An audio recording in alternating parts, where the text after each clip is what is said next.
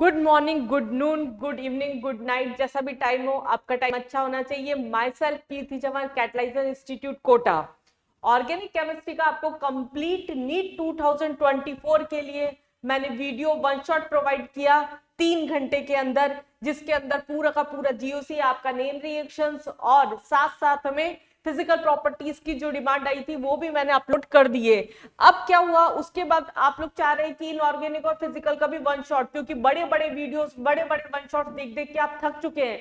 तो मैं आपके लिए लेके आई हूँ फिजिकल केमिस्ट्री का कंप्लीट वन शॉट 2 से 3 घंटे के अंदर। ये भी मैं कंप्लीट करूंगी, मिनिमम आर्ट्स लेने की कोशिश करूंगी और मैक्सिमम आपको आउटपुट देने का पूरा मेरा प्रयास रहेगा। फटाफट से बिना टाइम वेस्ट किए हम पहले ये देख लेते हैं हमारा रिड्यूस सिलेबस क्या है। रिड्यूस सिलेबस है हमारे पास में सॉलिड स्टेट टच नहीं करके जाना है। दूसरा हमारे पास में गैसियस स्टेट हमें बिल्कुल भी टच नहीं करके जाना है। मैं फिजिकल केमिस्ट्री की बात कर रही हूँ। सरफेस केमिस्ट्री हमें बिल्कुल भी टच करके नहीं जाना है। तो जो चैप्टर्स हमारे पास में बचे हैं उनमें ऑब्वियस सी बात है कुछ क्वेश्चंस तो बढ़ेंगे ही बढ़ेंगे। तो हमारे पास में हमें यह भी ध्यान रखना है कि कौन से चैप्टर्स में वेटेज बढ़ सकता है। तो थोड़ा सा गो थ्रू करती हूँ मैं अपने एक्सपीरियंस के अकॉर्डिंग, थोड़ा आपको ब्रीफ दे देती हूँ कि किस टॉपिक से, किस चैप्टर से ज्यादा क्वेश्चंस और किस तरह के क्वेश्चंस जो है फिजिकल में से आ सकते हैं। मोल कॉन्सेप्ट है, जनरली आपका स्टैक्योमेट्री बेस्ड क्वेश्चन आता है। 2023 की बात करते हैं और 2022 की बात करते हैं अगर, तो हमारे पास परसेंटेज प्योरिटी बेस्ड क्वेश्चन आया है। कंसंट्रेशन का टर्म बेस्ड क्वेश्चन होता है जो आपका पेपर का फिक्स क्वेश्चन होता है। नीट के बाद में अगर हम मेंस की बात करते हैं तो मेंस के अंदर क्योंकि कंसंट्रेशन टर्म्स की हमारे पास में वैल्यू बढ़ चुकी है, तो आपके लिए ये चीज जो हो गई, ये क्या हो गई, एक one of the most important term हो गई कंसंट्रेशन टर्म। 2 क्वेश्चन का मार्जिन आप मान के चलिए, एक स्टैक्योमेट्री बेस्ड क्वेश्चन से, दूसरा कंसंट्रेशन टर्म से। एटॉमिक स्ट्रक्चर में एक क्वांटम नंबर पे क्वेश्चन आपका जनरली बैठता है और फिर बॉर्ड्स मॉडल से इस बार क्वेश्चन आपका आ सकता है। थर्ड, हम केमिकल इक्विलिब्रियम की बात कर रहे हैं तो एक क्वेश्चन आप मान के चलिए केसी केपी के रिलेशन बेस, मतलब स्टार्टिंग में इतने मोल थे, उसके बाद में डिसोशिएट होने के बाद में इतने मोल बचे, तो उसके बाद में केसी क्या होगा, या उसका टोटल प्रेशर दे रखा है तो केपी क्या होगा, इससे रिलेटेड क्वेश्चंस। प्लस दूसरा जो क्वेश्चन है आपका डेल्टा जी, ये बहुत ही इंपॉर्टेंट टर्म है, गिब्स फ्री एनर्जी। 4 से 5 फॉर्मूले हमारे पास गिब्स फ्री एनर्जी के होते हैं और हमें हर एक फॉर्मूला अच्छे से पता होना चाहिए। स्पॉन्टेनियस रिएक्शन हो रही है, नॉन स्पॉन्टेनियस रिएक्शन हो रही है, इस तरह के बेस के क्वेश्चन यहाँ से आते हैं। आयनिक इक्विलिब्रियम में आप पीएच और बफर मिला के एक क्वेश्चन मान के चले कि उधर से होगा। और one of the most important topic again is solubility product, ये वापस आपके लिए एक इंपॉर्टेंट टॉपिक है जिससे क्वेश्चन आपका बैठ सकता है। रिडॉक्स रिएक्शन में हम बात कर रहे हैं बैलेंसिंग की। बैलेंसिंग आपको आनी चाहिए। बैलेंसिंग के अलावा डिस्प्रोपोर्शन रिएक्शन, आपकी किस्मत अच्छी होती है तो डिस्प्रोपोर्शन रिएक्शन पे क्वेश्चन आ जाएगा, नहीं होती तो बैलेंसिंग भी बहुत ज्यादा हार्ड नहीं है। पर एक क्वेश्चन आप यहां से भी मान के चलिए। थर्मोडायनेमिक्स में एक आपका work done area under curve हो गया, स्पॉन्टेनियस नॉन स्पॉन्टेनियस प्रोसेस हम पहले ही कवर कर चुके हैं यहाँ पर। दूसरा हमारे पास में यहाँ पर स्पॉन्टेनिटी ऑफ द रिएक्शन, जो हम गिब्स फ्री एनर्जी में कवर नहीं करते हैं, फिर हम निकालते हैं एंट्रोपी से, निकालते हैं डेल्टा एच की वैल्यू से निकालते हैं, तो वो एक सेकंड फैक्टर हो गया यहाँ पर। सॉल्यूशन में नो डाउट हमें सबको पता है कॉलिगेटिव प्रॉपर्टी से एक क्वेश्चन आपका होता ही होता है। लेकिन इस बार मैं मान के चलती हूँ कि सॉलिड स्टेट क्योंकि हट चुका है, सरफेस केमिस्ट्री क्योंकि हट चुका है, तो आपका सॉल्यूशन, केमिकल काइनेटिक्स, इलेक्ट्रोकेमिस्ट्री, तीनों चैप्टर कम से कम 6 क्वेश्चन लेके जाएंगे। तो क्योंकि एक तो वो बोर्ड का हमारे पास सिलेबस में आया था सीबीएसई के अंदर, दूसरा वो रिड्यूस सिलेबस में से बचने के बाद केवल 3 चैप्टर आपके 12th के फिजिकल के बच रहे हैं, तो इनकी वैल्यू नो डाउट थोड़ी सी ज्यादा होगी। 2-2 क्वेश्चन का मार्जिन हम लेके चले। बिना टाइम वेस्ट किए हम जल्दी से चैप्टर से स्टार्ट करते हैं। यहाँ पर सबसे पहले हम बात करते हैं यहाँ पर मोल कॉन्सेप्ट की। मोल कॉन्सेप्ट की अगर हम बात करें, सबसे पहले मोल क्या होता है बेटा, फर्स्ट अगर हम बात कर रहे हैं यहाँ पर मोल कॉन्सेप्ट। मोल कॉन्सेप्ट में अगर हम बात कर रहे हैं, मोल क्या है, एक ऐसा यूनिट है अमाउंट ऑफ सब्सटेंस को बताने की। ज्यादातर बच्चों को यही नहीं पता होता मोल, हम सीधा हम क्या बोलते थे 6.022 इंटू 10⁻23 के अंदर नंबर पेंटाइटीज जो प्रेजेंटेड दैट इज मोल। वो एक रट्टा मार डेफिनेशन हो गई, एक basic formula based question. Mains के अंदर 23 के अंदर 3 से 4 क्वेश्चन इस पैटर्न से आए थे, इसलिए आप मान के चलिए इतना बेसिक फॉर्मूला है तो क्वेश्चन नहीं आएंगे, ऐसा नहीं होगा। अगर इससे क्वेश्चन आ जाते हैं तो आपकी किस्मत अच्छी है। हम क्या बोल रहे हैं यहाँ पर, मोल क्या होता है, वेट अपॉन मास, दूसरा number of particles upon Na, और तीसरा हम यहाँ पर ले रहे हैं वॉल्यूम अपॉन 22.5 4 लीटर। ये बेसिक 3 फॉर्मूले हो गए। आपका एक चीज गायब होगी, एक चीज दे रखी होगी। जैसे हमारे पास में क्वेश्चन में यहाँ पर वेट दे दिया और हमें यहाँ पर वॉल्यूम निकालना है, दोनों को इक्वेट कर दो, तीसरी वैल्यू को हटा दो यहाँ से। फॉर एग्जाम्पल, अगर मैं एग्जाम्पल वाइज बात करती हूँ, यहाँ पर अगर हमें बोल दिया, कोई भी क्वेश्चन डाल दिया यहाँ पर, मैक्सिमम नीट में जो एक पैटर्न ऑफ क्वेश्चन यहाँ पर आता है वो किस तरह का आता है, maximum number of atoms in the following compound, इस तरह का क्वेश्चन पूछ लिया। अगर यहाँ जैसे हमें दे दिया यहाँ पर 1.7 ग्राम NH3, दूसरा दे दिया 1.8 ग्राम H2O, तीसरा दे दिया यहाँ पर हमारे पास में 1.CH4 अगर मैं ले रही हूँ तो अभी मैं कटने वाली वैल्यूज ले लेती हूँ यहाँ पर 6 ग्राम, और फोर्थ में दे दिया हमारे पास में ऑल हैव सेम वैल्यू। क्या होगा, किस तरह से हम क्वेश्चन अटेम्प्ट कर सकते हैं। सबका हमें वेट दे रखा है, वेट दे रखा है, मास हमें सबका निकालना आता है, और हमें क्या निकालना है, नंबर ऑफ पार्टिकल्स आते हैं। ध्यान देना यहाँ पर x जो होता है नंबर ऑफ पार्टिकल्स होता है, नंबर ऑफ एटम्स नहीं होता। अगर हम a सॉल्व करते हैं तो ये क्या आएगा 1.7/17 इंटू Na। यहां तक हर बच्चा सही करता है। एक गलती जो बड़ी गलती करते हैं, नंबर ऑफ एटम्स पूछा है क्वेश्चन में, आपको इसकी एटॉमिसिटी से भी मल्टीप्लाई करना है सबसे। एक मैं सॉल्व करके बता रही हूँ, बाकी 3 मैं डायरेक्ट लिखूंगी। 3 4 ये क्या हो गया हमारे पास में 0.4 Na, 1.8 into Na again upon 18 into atomicity, तो ये क्या हो गया 0.1 into 3 0.3 Na, 1.6 upon 16 into 5, atomicity क्या 4 + 1 5। तो मैक्सिमम नंबर ऑफ एटम्स क्या हो गए, सबके मोल तो सेम आ रहे थे। मैक्सिमम बच्चे क्या करते हैं यहाँ पर नंबर ऑफ मोल्स देख के ही आंसर टिक कर देते, बट आंसर क्या है इसका सी, क्योंकि एटोमिसिटी से हमें मल्टीप्लाई करना होगा। Basic formula based question. दूसरा हमारे पास आता है stoichiometry based questions. Stoichiometry based questions मतलब A B 3C में कन्वर्ट हो रहा है। कोई भी एग्जांपल ले सकते हैं हम यहाँ पर इस तरीके से। अगर इस तरह का क्वेश्चन है तो हमें पहले तो एक्चुअल सबका पता होना चाहिए। अगर ग्राम में पता है तो हम इसे लिख दे 2 × x ग्राम, y ग्राम, और इसको हम लिख दे 3 × z ग्राम। सिमिलरली अगर मोल की टर्म में तो ये 2 मोल हो गए, ये 1 मोल हो गया, 3 मोल हो गए। अगर वॉल्यूम की टर्म में तो ये क्या हो गया 2 × 22.4 लीटर हो गया, ये हमारे पास में 22.4 लीटर STP हो गया, ये 3 × 22.4 लीटर हो गया। ऐसे ही नंबर ऑफ पार्टिकल्स की टर्म में बात कर रहे हैं तो ये 2 Na हो गया, ये Na हो गया, और ये 3 Na हो गया। बस हमें क्वेश्चन सेट करना आना चाहिए। जो क्वेश्चन में डाटा दे रखा है और जो चीज निकालनी है, बस उन दोनों को रिलेट कर दो। फॉर एग्जांपल आपको यूनिटरी मेथड लगाना आता है, आप सब्जी लेने जाते हैं, कभी मार्केट में कोई भी सामान लेने जाते हैं, आप बोलते हैं जैसे अगर आपको 10 रुपए के कोई 2 केले दे रहा है तो 20 रुपए के कितने केले आएंगे। सिंपल यूनिटरी मेथड लगाना होता है यहाँ। जैसे अगर हमें बोला मीथेन का कंबंशन करवा रहे हैं, कंबंशन मतलब O2 के साथ में रिएक्शन कराई, CO2 + H2। फर्स्ट स्टेप क्या होती है इन क्वेश्चंस में, बैलेंसिंग करो। बैलेंसिंग अगर हम कर रहे हैं 4 यहाँ पर 2 कर दिया हमने तो सब बैलेंस हो गया। यहाँ पर डिमांड क्या थी क्वेश्चन में, अगर जैसे दे दिया 32 ग्राम से कितने ऑक्सीजन के मोल कंज्यूम्ड होंगे, हमें बोला 32 ग्राम से कितने ऑक्सीजन के मोल कंज्यूम्ड होंगे। जो दे रखा है उसका ग्राम ले लिया, जो निकालना है मोल की टर्म में निकालना है तो हमने मोल लिख लिया। अगर वॉल्यूम निकालना होता तो हम उसे वॉल्यूम के टर्म में लिख लें। अब इसका एक्चुअल क्या है, अगर हम CH4 का मास रख रहे हैं तो 16 ग्राम में कितने 1 मोल प्रोड्यूस हो रहा है, तो ऑक्सीजन क्या हो गया हमारे पास में 32 ग्राम में कितना होगा 1/16 इंटू 32, दैट इज 2 मोल। बिल्कुल बेसिक क्वेश्चन होता है, इतने में इतना तो इतने में कितना, अगर क्वेश्चन आ जाता है तो बहुत होता है। और स्टोइकियोमेट्री क्वेश्चन एक पेपर में होता है बट वो डायरेक्ट नहीं होता, उसमें 2 या 3 कॉन्सेप्ट में से एक कॉन्सेप्ट आपका मिला हुआ होता है, या तो लिमिटिंग रिएजेंट का, या परसेंटेज का, या फिर परसेंटेज प्योरिटी का। लिमिटिंग रिएजेंट क्या होता है, गिवन डिवाइडेड बाय एक्चुअल। जो हमारे पास क्वेश्चन में वैल्यू है मोल की हो या वेट की हो, और जो दे रखी है उन दोनों में किसका अमाउंट कम आ रहा है। जैसे यहाँ तो क्या है सीधा पूछा था CH4 और O2 से कितना बनेगा। फॉर एग्जाम्पल अगर हमें बोला H2 + O2A ये 2H2O में कन्वर्ट हो रहा है, बैलेंस कर लो। हमें बोला दोनों के 2-2 मोल रिएक्ट करें तो वाटर का कितना ग्राम प्रोड्यूस होगा। हमें क्वेश्चन में क्या गिवन है, इसका भी 2 मोल, इसका भी मोल, और इसका हमें ग्राम पूछ लिया। इस तरह के क्वेश्चंस कैसे करेंगे, पहले LR निकाल लो, क्योंकि दोनों का डाटा दे रखा है, दोनों से आंसर निकालेंगे तो अलग अलग आएगा। हमें क्वेश्चन में पहले ये पता पड़ना चाहिए LR कब लगेगा कब नहीं लगेगा। तो ये क्या हो गया हमारे पास में 2/2, दिस इज गिवन क्या है 2 और एक्चुअल क्या है 1। तो Lr क्या हो गया H2, तो 2 मोल से कितना हो रहा है हमारे पास में 2 इंटू 36, हमारे पास में क्या 18 ग्राम प्रोड्यूस होगा, वही आंसर हो गया, मतलब क्या हो गया 36 ग्राम जो होगा यहाँ पर प्रोड्यूस होगा। ये हमारे पास में एक बेसिक कॉन्सेप्ट हो गया Lr का।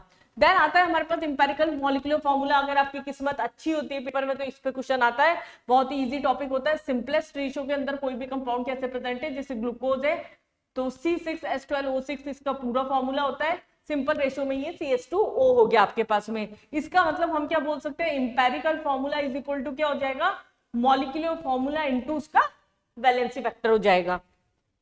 पहले उसको होल्ड करके मैं आपको, चलिए पहले मैं क्वेश्चन बता ही देती हूँ एक बार इसका। जैसे अगर हमें किसी क्वेश्चन में दे रखा है कार्बन, हाइड्रोजन और क्लोरीन है हमारे पास में, इसका रेशियो जो है वो प्रेजेंटेज, तो सबसे पहले हमें क्या दे रखा है, इन तीनों एलिमेंट्स का हमारे पास में क्या दे रखा है, ये दे दिया 24, ये दे दिया 1, ये दे दिया हमारे पास में। रैंडम वैल्यूज ले रही हूँ अभी मैं 72 ले लो, मैं राउंड में ले रही हूँ, तुम्हें अपने अगर क्वेश्चन में जैसा भी होगा डिमांड के अकॉर्डिंग बिल्कुल पॉइंट में आंसर लाना है। फर्स्ट स्टेप होती है या मोल निकाल लो। मोल क्या होंगे 24/12, दिस इज हमारे पास में यहाँ पर 2 दे रखा था ना, इसको हम और ले लेते 4/2 और ये होगी 72.35.5 एग्जैक्ट वैल्यू होगी क्वेश्चन में। यहाँ पर स्मॉलेस्ट रेशियो निकालते हैं यहाँ से सबसे पहले। स्मॉलेस्ट रेशियो मतलब जो सबसे छोटी वैल्यू होगी उसमें से सबको डिवाइड कर देंगे। तो ये क्या हो गया 2/2 हो गया, ये 2 हमारे पास में 1 हो गया, दिस इज 2 यहाँ हमारे पास में वापस जो सबसे छोटी वैल्यू थी ये 2 था, ये 2 था, ये भी 2 था, सारी वैल्यू 2 नहीं आ रही होगी, ये हमारे पास में 1 था, तो ये क्या था 4 था, 4/2 हो गई, और ये हमारे पास में 24/2 2 ही था, ये 1 हो गया, ये हमारे पास में 2 हो गया, और ये हमारे पास में अगेन 2/2 1 हो गया। तो फॉर्मूला क्या बना है यहाँ से, इंपेरिकल फॉर्मूला CH2Cl, ये क्या हो गया इसका इंपेरिकल। साथ में हो सकता है क्वेश्चन में जो कंपाउंड बना उसका मोलर मास भी दे दे। अगर मैं इसी क्वेश्चन में बोलूं गिवन है हमारे पास में जो कंपाउंड फॉर्म होगा इसका मास जो है वो 98 है, अगर ऐसा क्वेश्चन में दे रखा है और मॉलिक्यूलर फॉर्मूला भी निकालना है, तो पहले तो इसका मॉलिक्यूलर मास निकाल लो, दैट इज 12 + 2 + 35.5, दिस इज 5 6 7 9 49.5, ये हमारे पास में आ रहा है, और यहां पर क्या दे रखा है 99, तो कंपाउंड के मोल कितने हो गए 99/49.5, तो क्या हो गया हमारे पास में 2 मोल हो गए। मतलब इस फॉर्मूले को हम क्या करें, यहाँ पर 2 से अगर मल्टीप्लाई कर दें तो हमें क्या मिलेगा, मॉलिक्यूलर फॉर्मूला मिल जाएगा। ये इसका इंपेरिकल फॉर्मूला निकला था, तो ये हो गया C2H4Cl2 बेसिक क्वेश्चन। तो आप इंपेरिकल फॉर्मूला मॉलिक्यूलर फॉर्मूले के क्वेश्चन भी छोड़ के ना आए। वेपर डेंसिटी अगर हमारे पास में क्वेश्चन में दे दिया किसी भी गैस का, तो ये होता है मोलर मास बाय 2। नेक्स्ट हम आते हैं यहाँ पर परसेंट यील्ड और परसेंट प्योरिटी पे। परसेंट यील्ड एक अलग वर्ड है, परसेंट प्योरिटी का अलग वर्ड है। 2 साल से कंटिन्यूसली इस पे क्वेश्चन आ रहा है। मैं मानती हूँ शायद इस बार क्वेश्चन नहीं आएगा, बेसिक क्वेश्चन आपका आएगा या तो एलआर से या इंपेरिकल और मॉलिक्यूलर फॉर्मूला से। कैलकुलेटेड वैल्यू जैसे हमने ये किया था, इतने से इतना तो इतने से इतना, ये होती है हमारे पास कैलकुलेटेड वैल्यू। गिवन वैल्यू जैसे क्वेश्चन में दे रखा है टोटल 85 ग्राम CaCO3 प्रेजेंट है, दैट मींस वो क्या हो गई हमारे पास में गिवन वैल्यू होगी। और दे दिया अगर कंपाउंड का परसेंट यील्ड जो है वो 85% है, दैट मींस हमें ये वाली वैल्यू दे रखी है। ऐसे परसेंटेज प्योरिटी क्या होती है, किसी भी कंपाउंड के अंदर उस केमिकल का कितना मास है और टोटल मास सैंपल का कितना है। तो इस तरह से हम क्या करते हैं, इनटू परसेंट है, क्योंकि इनटू 100 लिखना मैं यहाँ भूल गई, इनटू 100, ये हमारे पास में क्या होते हैं परसेंटेज प्योरिटी के क्वेश्चन हो जाएंगे। ये बेसिक्स हो गए आपके मोल के सारे, आपको मेथड्स पता पड़ गए कि किस तरीके से आप मोल के क्वेश्चन अटेम्प्ट कर सकते हैं। नेक्स्ट हम आते हैं यहाँ पर कंसंट्रेशन टर्म पे। मैंने बार बार बोला कंसंट्रेशन टर्म क्या है, आपकी one of the most important term है, क्योंकि यहाँ पर 2 क्वेश्चंस जो आते हैं मेंस में आ रहे हैं, एक क्वेश्चन आ रहा है आपके नीट के अंदर भी, कम से कम एक क्वेश्चन तो आएगा ही आएगा, हो सकता है 2 क्वेश्चन भी बैठ जाए कंसंट्रेशन टर्म से। कंसंट्रेशन क्या होता है, कितना अमाउंट किसी भी सॉल्यूट का सॉल्यूशन के अंदर प्रेजेंट है, दैट इज कंसंट्रेशन। 2 टर्म्स में निकालते हैं हम यहाँ पर, एक बार हम ले लेते हैं वो कंसंट्रेशन की। अगर हम बात कर रहे हैं तो इसको हम क्या कर रहे हैं 2 टर्म्स में निकाल रहे हैं। एक हमारे पास में है वेट वॉल्यूम यूनिट, और दूसरा हमारे पास में यहाँ पर क्या है वेट यूनिट। ये 2 टर्म्स है। ये मैंने अलग से मेंशन करके क्यों लिखा, मेरे को क्या मजा आ रहा था इतना लिखने का। टेम्परेचर डिपेंडेंट कौन सी होती है इसमें और टेम्परेचर इंडिपेंडेंट कौन सी होती है, ये आपको बिल्कुल क्लियरली पता होना चाहिए। क्योंकि ये डायरेक्ट क्वेश्चन 2 से 3 बार पेपर्स में पूछा जा चुका है। टेम्परेचर डिपेंडेंट जो कि वॉल्यूम पे डिपेंड कर रही है, that is molarity and normality. दूसरा हमारे पास में वेट यूनिट है, ये क्या हो जाएगी आपकी मोलिलिटी, मास परसेंट, पार्ट्स पर मिलियन एंड मोल फ्रैक्शन। ये 4 टर्म्स है जो हम यहाँ पर लेके चलते हैं। मैं यहीं पर इनके फॉर्मूले लिख देती हूँ फटाफट आपके लिए। मोलरिटी क्या होता है, number of moles of solute present in 1 litre of solution. हम यहाँ पर सॉल्यूशन भी कवर करेंगे, तो मैं आपको एक चीज बता के रख देती हूँ, जहां पर मैं 2 यूज कर रही हूँ तो मैं सॉल्यूट के लिए यूज कर रही हूँ जो कि डिसॉल्व होता है, 1 यूज कर रही हूँ मतलब सॉल्वेंट के लिए यूज कर रही हूँ जिसके अंदर कोई चीज डिसॉल्व की जा रही है। That is number of moles of solute present in 1 litre of solution. This is weight upon mass into volume of solution. अगर ml में दे रखा होगा तो हम 1000 से इसको मल्टीप्लाई कर देंगे। अगर डाइल्यूट सॉल्यूशन की बात कर रही है तो हम क्या लगाते हैं यहाँ पर सीधा m1v1 is equal to m2v2। और तीसरा केस आता है यहाँ पर रिजल्टेंट मोलरिटी, जो हम आयनिक में यूज करेंगे अभी आगे। आयनिक के अंदर अगर हमारे पास में न्यूट्रलाइजेशन वाली रिएक्शंस होती है तो उसके अंदर जो पीएच है वो इन्हीं से निकाला जाता है नॉर्मेलिटी की टर्म में, m1v1 plus minus m2v2 upon v1 plus v2। ये हमारे पास में क्या हो गई, इसका यहाँ पर टर्म हो गई। नेक्स्ट टर्म इसके अंदर क्या बात कर रहे हैं, जो मोलरिटी और नॉर्मलिटी दूसरी टर्म, मैं इसको डिराइव नहीं कराऊंगी, सीधा याद रखो molarity into valency factor is equal to normality. Normality अगर डेफिनेशन आ गई, क्योंकि थ्योरी में बहुत पूछी जा रही है नीट के अंदर भी, तो डेफिनेशन याद रखना। जैसे मोलरिटी होती है number of moles of solute present in 1 litre of solution, normality होती है number of equivalent weight of solute present in 1 litre of solution. Molality क्या होती है, यहाँ स्मॉल m से रिप्रेजेंट करते हैं number of moles of solute present in 1 kilogram of solvent. Solvent मैंने बोला 1 में यूज कर रही हूँ, सॉल्वेंट के लिए मैं लिख देती हूँ, भले ही कोई स्लाइड्स बाद में चेक करता है तो 2 जो मैं यूज कर रही हूँ वो सॉल्यूट के लिए, कुछ नहीं लिखा, दैट मीन्स वो इम्प्लाइड सॉल्यूशन के लिए यूज कर रही हूँ। मास परसेंट निकालना आता होगा आपको, ऐसे ही mass of a component ppm क्या होता है, present in 1 millionth part of solution या सॉल्वेंट बात कर ले, क्योंकि हमें सॉल्यूशन बहुत ज्यादा डाइल्यूट लेना होता है तो उसकी वजह से यहाँ पर जो सॉल्वेंट होता है दैट इज सॉल्यूशन की तरह बिहेव करता है। Mole fraction again one of the most important term. Mole fraction जो होता है वो क्या होता है, एक कंपोनेंट का मोल फ्रैक्शन क्या होगा, उसके mole upon total mole.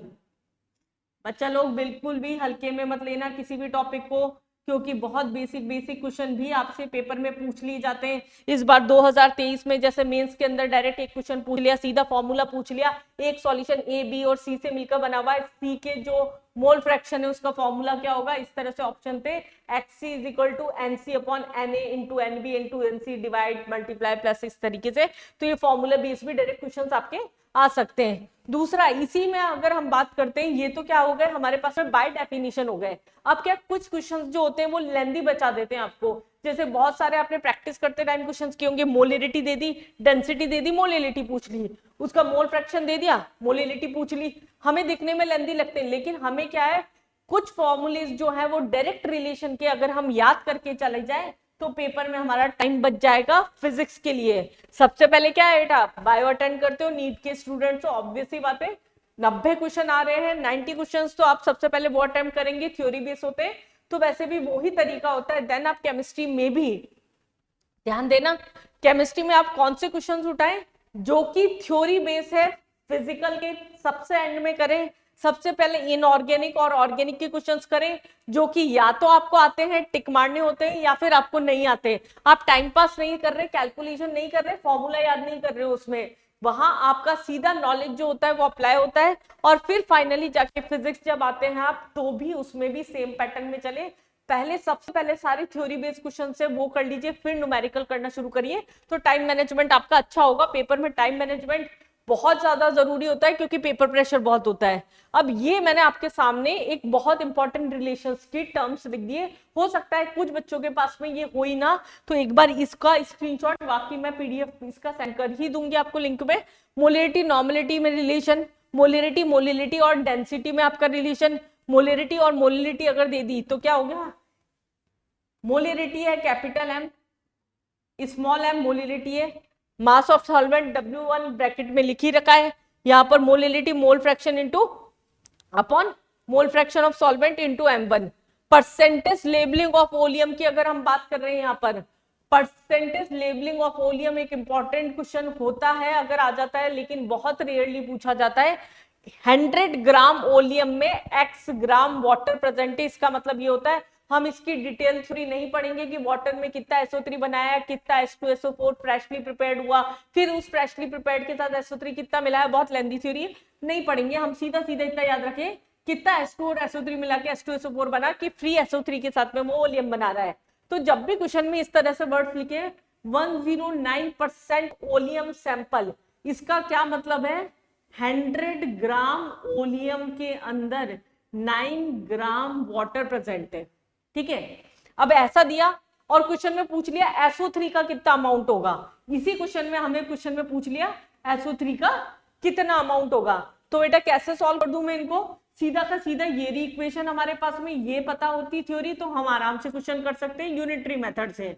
Mole concept का जो यूनिटरी मेथड है, हमें क्या बोला, 9 ग्राम से कितना प्रोड्यूस होगा, इस लाइन से हमने निकाल ही लिया कि वेट कितना है यहाँ पर ऑक्सीजन वाटर का, 18 ग्राम से कितना हो रहा है, यहाँ पर निकाल लो, इसके पास 48 और O3 प्लस 32, ये आपका हो गया 8 ना, ये हो गया आपका, हाँ ठीक है, 48 प्लस आपका 32 प्लस 80 ग्राम, 80 ग्राम प्रोड्यूस हो रहा है।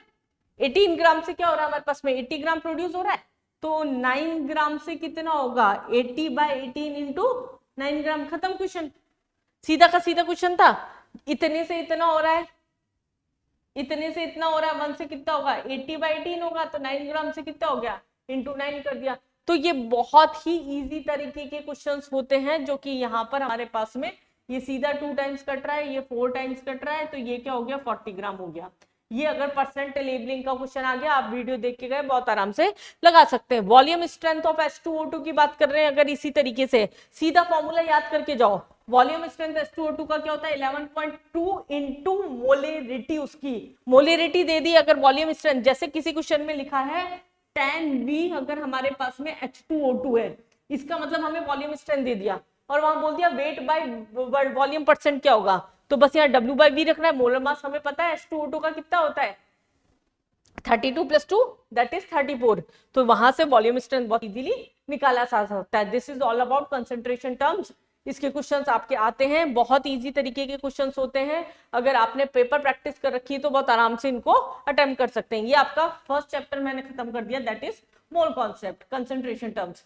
सेकंड हम आ जाते हैं यहाँ पर रिडॉक्स रिएक्शन के अंदर। रिडॉक्स रिएक्शंस क्या होती है बेटा, जिसमें ऑक्सीडेशन और रिडक्शन एक साथ हो जाता है। ऑक्सीडेशन क्या होता है, लॉस ऑफ इलेक्ट्रॉन और increase in oxidation number. Reduction क्या होता है, गेन ऑफ इलेक्ट्रॉन और डिक्रीज इन ऑक्सीडेशन नंबर। तो बेसिकली गेम क्या है, सारा ऑक्सीडेशन नंबर हमें निकालना आना चाहिए। ऑक्सीडेशन नंबर, अब या तो इस चैप्टर से बैलेंसिंग का क्वेश्चन आता है, या फिर एक क्वेश्चन आता है डिस्प्रोपोर्शन रिएक्शन कौन सी है इनमें से। ये 2 पैटर्न के क्वेश्चन सबसे ज्यादा आते हैं। अगर मैं कोई भी एग्जांपल ले लूं, इसमें कैलकुलेशन कर लेते हैं पहले। तो यहाँ पर ऑक्सीडेशन नंबर निकाला कैसे जाता है, कोई भी एटम है, कोई भी एलिमेंट है, कोई भी एलोट्रॉप है, कोई भी लाइक डायमंड हो गया, ग्रेफाइट हो गया, इस तरीके का हो गया, या कोई भी कार्बोनिल कंपाउंड है, कोऑर्डिनेशन में पढ़ा होगा आप लोगों ने, इन सब का हमेशा ऑक्सीडेशन नंबर 0।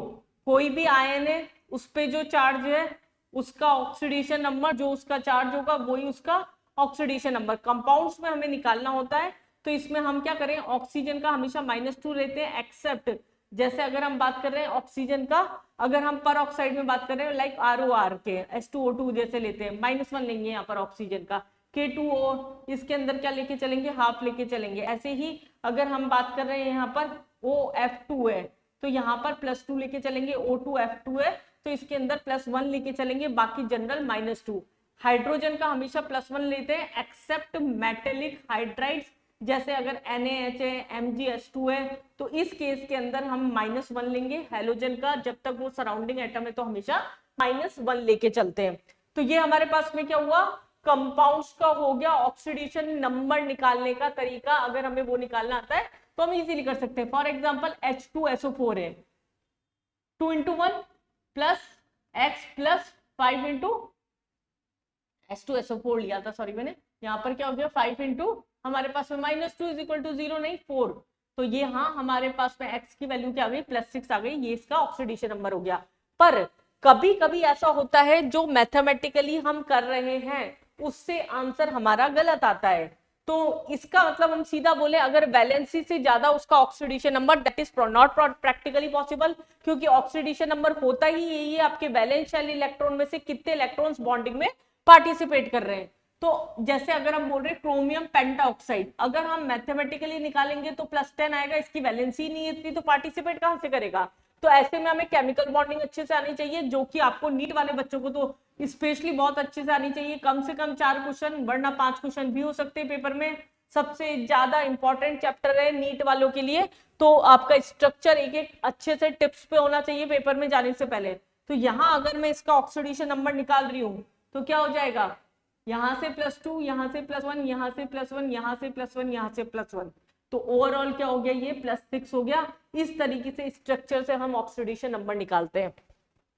अब टाइप ऑफ अगर हम रिएक्शंस की बात कर रहे हैं, डिस्प्रोपोर्शन रिएक्शन होती है, कम प्रोपोर्शन रिएक्शन होती है, एडिशन कॉम्बिनेशन, उन सबसे इतना क्वेश्चन नहीं बैठेगा। डिस्प्रोपोर्शन रिएक्शन क्या होती है, जब किसी भी कंपाउंड में एक एलिमेंट का ऑक्सीडेशन भी हो जाए और उसी का यहाँ पर रिडक्शन भी हो जाए। हम क्या बोल रहे हैं यहाँ -1 से -2 रिडक्शन, -1 से 0 ऑक्सीडेशन। तो एक कंपाउंड में एक ही एलिमेंट का एटम का क्या हो रहा है, ऑक्सीडेशन भी हो रहा है, रिडक्शन भी हो रहा है, तो इसको हमने क्या बोल दिया, डिस्प्रपोर्शन रिएक्शन। इसी का अपोजिट होता है कम प्रपोर्शन, अगर पूछ ले तो कंफ्यूज मत होना, इसी का उल्टा होता है डिस्प्लेसमेंट। एक कंपाउंड जो हो रहा है वो ऑक्सीडाइज हो रहा है, एक रिड्यूस हो रहा है, लेकिन एक सॉल्यूशन दूसरे को रिप्लेस कर रहा है। ये आप इलेक्ट्रोकेमिस्ट्री में पढ़ते हैं किस तरीके से होता है। जिसका ऑक्सीडेशन होता है वो क्या होता है, रिड्यूसिंग एजेंट, क्योंकि वो खुद ऑक्सीडाइज हो रहा है और सामने वाले को रिड्यूस कर रहा है। इन टर्म्स में कंफ्यूज मत होना। रिड्यूसिंग एजेंट, एजेंट कौन होता है, जो ऐसा काम करता है, इसका मतलब रिड्यूसिंग मतलब सामने वाले को कर रहा है, इसका मतलब ये क्या कर रहा है, रिड्यूसिंग एजेंट हो गया। ये क्या हो गया, ऑक्सीडाइजिंग एजेंट हो गया। इसका क्या हो रहा है, रिडक्शन हो रहा है, और इसका क्या हो रहा है, ऑक्सीडेशन हो रहा है। ये 4 टर्म्स कंफ्यूज करती है, पर कंफ्यूज मत होना इनमें। ये क्या हो गया, बेसिक बेसिक हो गया। अब प्लस हमारे साथ इसमें क्या आ जाता है, बैलेंसिंग आ जाती है। अगर हम बैलेंसिंग की बात करें, बैलेंसिंग की अगर हम बात करते हैं तो हम बैलेंस भी कर लेते हैं रिडॉक्स रिएक्शंस में। बैलेंसिंग के अंदर हमारे पास में क्या है, यहाँ पर देखें 2 मीडियम में रिएक्शन होगी, या तो एसिडिक मीडियम में होगी या बेसिक मीडियम में होगी। किस्मत खराब हुई तो आपको दे ही नहीं रखा होगा कि एसिडिक है बेसिक है, प्रैक्टिस करते करते आपको आता होगा, नहीं तो जनरली क्वेश्चन में दे रखा होता है एसिडिक है बेसिक मीडियम है। अगर एसिडिक मीडियम है तो राइट हैंड साइड पे वाटर और लेफ्ट हैंड साइड पे H+ को ऐड करते हैं, और इधर बेसिक मीडियम में OH- से खेलते हैं हम यहाँ पर। तो यहाँ पर हाइड्रोजन और ऑक्सीजन को हम इसलिए यूज कर रहे हैं इसकी बैलेंसिंग के लिए, अदरवाइज हमारे पास इसका काम नहीं है। 2 मेथड्स होते हैं हमारे पास, एक तो ऑक्सीडेशन नंबर मेथड होता है, एक हमारे पास में यहाँ पर आयन इलेक्ट्रॉन मेथड होता है। जब हम इसकी बात कर रहे हैं ऑक्सीडेशन नंबर की, मैं एक स्टेप में बता देती हूँ, हमारे पास टाइम नहीं है, पेपर में हमें टाइम बचाना है। सबसे पहले सबका ऑक्सीडेशन नंबर निकाल लो, +2 +3 +2 +3, ये हमारे पास में ऑक्सीडेशन नंबर है। जो ऑक्सीडेशन नंबर में चेंज आ रहा है, यहाँ कितने का आ रहा है 5 का, यहाँ कितने का आ रहा है 1 का, जो भी ये चेंज आता है उसको प्रोडक्ट साइड में क्रॉस मल्टीप्लाई कर दो। ये 5 था Mn का, मतलब मैंने इधर लिख दिया यहाँ पर उठा के 5, यहाँ पर लिख दिया 1, उधर का देख के रिएक्टेंट को बैलेंस कर दो। यहाँ पर 5 था, इधर भी 5 कर दिया, इधर 1 कर दिया, Mn और Fe तो बैलेंस हो गए यहाँ पर। दूसरा क्या हुआ यहाँ पर, अब हमें क्या करना है, ऑक्सीजन बैलेंस नहीं हुआ। एसिडिक मीडियम का क्वेश्चन है, मैं आपको बता दूं, इसमें मेंशन किया हुआ है MnO4- है, ये किस में कन्वर्ट हो रहा है, यहाँ Mn+2 के अंदर कन्वर्ट हो रहा है। वैसे भी हमें पता होना चाहिए, अगर कोई हाईएस्ट ऑक्सीडेशन स्टेट वाला अगर अपने लोएस्ट ऑक्सीडेशन स्टेट में जा रहा है, मतलब हाईली एसिडिक मीडियम में रिएक्शन हो रही है। अगर कोई हाईएस्ट ऑक्सीडेशन स्टेट वाला अपने जस्ट नीचे, जैसे +7 से +6 पे जा रहा है, तो बेसिक मीडियम में हो रही है। और अगर +4 में जा रहा होता है यही, तो वो क्या होता, मॉडरेट रिएक्शन होती है, हमारे पास में न्यूट्रल मीडियम में रिएक्शन होती। तो ये हमारे पास में क्या हुआ, H2। अब ऑक्सीजन यहाँ पर 4 थे, यहाँ पर भी क्या हो गए 4 H2O हो गए, क्योंकि हमने 4 देखा यहाँ पर, तो 4 ऑक्सीजन H2O ऐड कर दिए, और उसको देख के यहाँ पर 8 OH माइनस कर दिया, तो ये हमारे पास में क्या हो गई, ओवरऑल बैलेंस रिएक्शन हो गई। एक स्टेप में हम पेपर में फटाफट बैलेंसिंग कर सकते हैं, कुछ नहीं करना, ऑक्सीडेशन नंबर करना है प्रोडक्ट साइड पे, उसे प्लस करना है, उसको देख के रिएक्टेंट साइड प्लस करनी है और उसके बाद में हाइड्रोजन और ऑक्सीजन को यहाँ पर बैलेंस कर देना है। ये हमारे पास में फर्स्ट मेथड। लेकिन हमें इलेक्ट्रॉन का ट्रांसफर पूछ लिया तो हम ऑक्सीडेशन हाफ सेल मेथड लिखते हैं, फिर वहां पर रिडक्शन हाफ सेल रिएक्शन लिखते हैं। इतना टाइम पास मत करना बेटा पेपर में, मैं यही उसका एक ट्रिक बता देती हूँ क्या करना बेटा इसमें। जब हम इसमें ऑक्सीडेशन नंबर निकाल रहे हैं, यहाँ 5 का डिफरेंस दिख रहा है, यहाँ 1 का। ऑक्सीडेशन क्या होता है, लॉस ऑफ इलेक्ट्रॉन। जितना कोई चीज लूज करेगी उस रिएक्शन में दूसरी चीज उतना ही तो लेगी, उससे ज्यादा कम तो लेगी नहीं। तो मतलब हम इलेक्ट्रॉन्स को यही बैलेंस करते हैं, इंटू 1 5 और यहाँ पर इंटू 5 1, मतलब नंबर ऑफ हमारे पास में इलेक्ट्रॉन का ट्रांसफर कितना हो गया, 5 हो गया। इलेक्ट्रोकेमिस्ट्री में कॉन्सेप्ट काम आता है, इलेक्ट्रोलाइटिक सेल के अंदर भी और इलेक्ट्रोकेमिकल सेल के अंदर भी। ये हमारे पास में बैलेंसिंग हो गई। डायरेक्ट क्वेश्चन भी आ सकता है आपका, स्कोर बहुत आराम से उठा सकते हो यहाँ से। नेक्स्ट हमारे पास में रेडॉक्स रिएक्शन के बाद में आ जाता है आपका केमिकल इक्विलिब्रियम। मैं एटॉमिक स्ट्रक्चर नहीं करा रही हूँ, मैं ये चीज मेंशन कर देती हूँ क्योंकि वो बिल्कुल ही रट्टा मार है। नीट वाले बच्चों का बहुत ही प्रिय चैप्टर होगा, क्योंकि नीट वाले बच्चे तो हम बदनाम है वैसे भी रट्टा मारने के लिए, तो बच्चों का ज्यादातर एटॉमिक स्ट्रक्चर यहाँ पर इंपॉर्टेंट चैप्टर होता है। लेकिन फिर भी मैं बोलूंगी क्वांटम नंबर उसमें से जरूर करके जाए। जैसे n+l रूल का जो क्वेश्चन आता है आपका एनर्जी लेवल का, वो एक बहुत रिपीटेड क्वेश्चन होता है नीट में।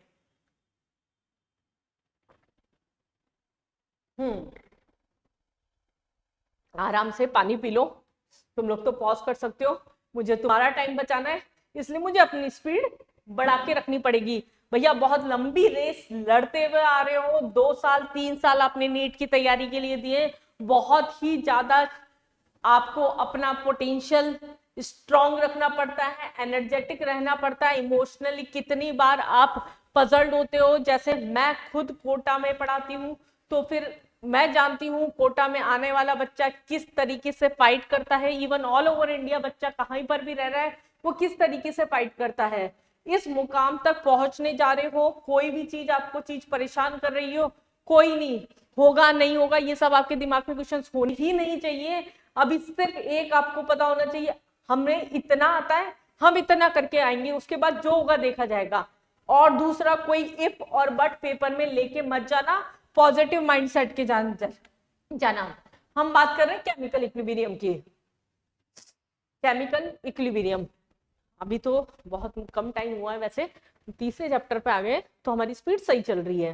Chemical equilibrium, chemical equilibrium basically क्या है हमारे पास में, कोई भी सिस्टम इक्विलिब्रियम पे मेंटेन रहने की कोशिश करता है। जैसे सॉलिड अगर लिक्विड में कन्वर्ट हो रहा है तो हम क्या बोलेंगे, लिक्विड अगर गैस में कन्वर्ट हो रहा है तो जिस रेट से इवेपोरेशन हो रहा है उसी रेट से कंडेंसेशन हो रहा है, तो सिस्टम क्या होगा, यहाँ पर इक्विलिब्रियम पे होगा। सॉलिड लिक्विड में कन्वर्ट हो रहा है इसका मतलब मेल्टिंग हो रहा है, लिक्विड वापस सॉलिड में हो रहा है मतलब फ्रीजिंग हो रहा है, दोनों रेट इक्वल होगी तो सिस्टम इक्विलिब्रियम पे होगा।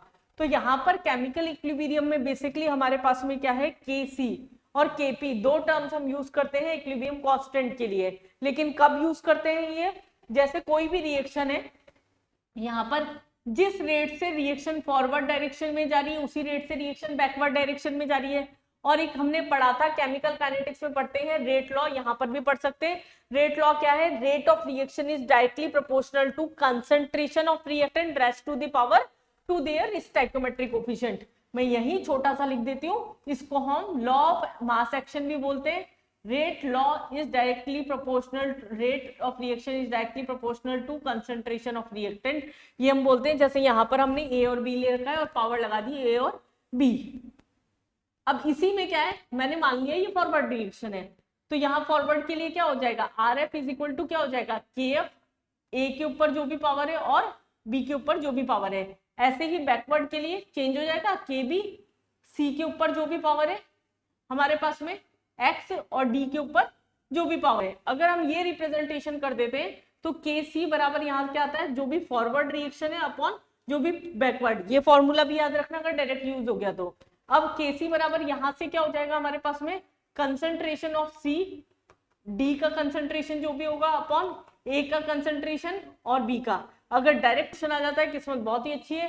जैसे अगर हमारे पास में यहाँ पर बोल दिया ए हमारे पास में है, इसका 2 मोलर, इसका 2 मोलर, इसका 5 मोलर, इसका 10 मोलर है, स्टोइकियोमेट्री से ऊपर पावर चढ़ा के सीधा क्वेश्चन।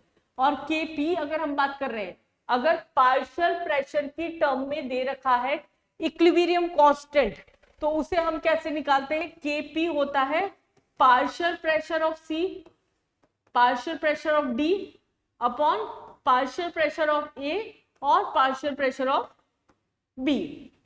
ये हमारे पास में क्या हो गया? Partial pressure. अब बहुत सारे बच्चों ने 11th में अभी जैसे डाल्टन्स लॉ छोड़ दिया होगा, तो पार्शियल प्रेशर बेसिकली क्या होता है? पार्शियल प्रेशर होता है total pressure into mole fraction. ये डाल्टन्स लॉ गैसेस स्टेट में है, तो उससे हम इसको निकाल सकते हैं। टोटल प्रेशर क्वेश्चन में दे रखा होगा, आपको मोल फ्रैक्शन निकालना आता है, वेट दे रखा होगा, मोल निकालिए, मोल से मोल फ्रैक्शन निकालिए, उससे पार्शियल प्रेशर आएगा और पार्शियल प्रेशर को हमें यहाँ पुट करना होगा। दूसरा केसी दे दिया, केपी दे दिया, एक इंपॉर्टेंट रिलेशन है इसलिए मैंने जगमगाता हुआ दूसरे पेन से लिखा है। यहाँ पर फॉर्मूला है Kc is equal to Kp R T delta n. कभी कभी क्वेश्चन में केसी का डाटा दे रखा है और केपी निकालना है, तो केपी क्या हो जाएगा हमारे पास में? यहाँ पर रिलेशन बेस्ड क्वेश्चन हो जाएगा। और डेल्टा एन क्या होता है? यहाँ पर डेल्टा एन हमारे पास में, जैसे अगर हम यहाँ बात कर रहे हैं, डेल्टा एन क्या हो गया? ये इस क्वेश्चन के अंदर डेल्टा एन हो गया हमारे पास में एक्स प्लस वाई माइनस ए प्लस बी, मतलब stoichiometry of product minus stoichiometry of reactant. ये हमारे पास में क्या हो गया? यहाँ पर डेल्टा एन हो गया, बस उसकी वैल्यू पुट करना। आर गैस कांस्टेंट की वैल्यू आपको सबको पता होगी। जब भी हम एनर्जी की टर्म में बात करते हैं जनरली तो 8.341 लेके चलते हैं जूल पर केल्विन पर मोल में। अगर हम एटमॉस्फेयर में चल रहे हैं, प्रेशर की टर्म में चल रहे हैं, तो 0.0821 लेके चलते हैं। 2 किलो कैलोरी बहुत कम यूज होती है, इसलिए हम दो वैल्यूज यहाँ जनरली याद रखें। एक सिस्टम क्वेश्चन में लिखा होगा या होमोजीनियस और हेट्रोजीनियस। होमोजीनियस मतलब अगर सारे गैसेस फेज में तो सब चीजों का कंसिडरेशन होता है, लेकिन एक इंपॉर्टेंट वर्ड जो यहाँ पर याद रखना है आपको, हेट्रोजीनियस सिस्टम है। लाइक अगर कोई सॉलिड फेज में है या फिर कोई लिक्विड फेज में है तो उसका कंसंट्रेशन हम 1 लेके चलेंगे। जैसे अगर मैं बात करूं यहाँ पर किसी क्वेश्चन को मैं पुट कर दूं इसे या इक्वेशन में, जैसे ए सॉलिड की फॉर्म में है और बी जो है हमारे पास में गैसेस फॉर्म में प्रेजेंट है, और प्लस हमारे पास में Kc का वैल्यू निकालना है, तो Kc बराबर ओनली कंसंट्रेशन ऑफ बी होगा अपॉन 1 होगा। ए का कंसंट्रेशन हम वही लेके चलेंगे न्यूमेरिकल्स के अंदर, इस पॉइंट को ध्यान रखना। एक यूनिट ऑफ Kc और Kp क्या वेरी करेगी, क्या इसकी यूनिट होती भी या नहीं होती, वो डिपेंड करेगा। अगर हमारे पास में Kc क्या है? कंसंट्रेशन के ऊपर पावर डेल्टा एन, मैं ऐसे लिख सकती हूँ इसे, ये पूरा का पूरा concentration x plus y upon a plus b जो था, तो ये डेल्टा एन हो गया। तो हम क्या बोल सकते हैं? मोल पर लीटर डेल्टा एन, या फिर हम इसको क्या बोल सकते हैं? ए प्लस बी ए, जैसे सी में कन्वर्ट हो रहा है तो यहाँ पर यूनिट क्या हो जाएगी?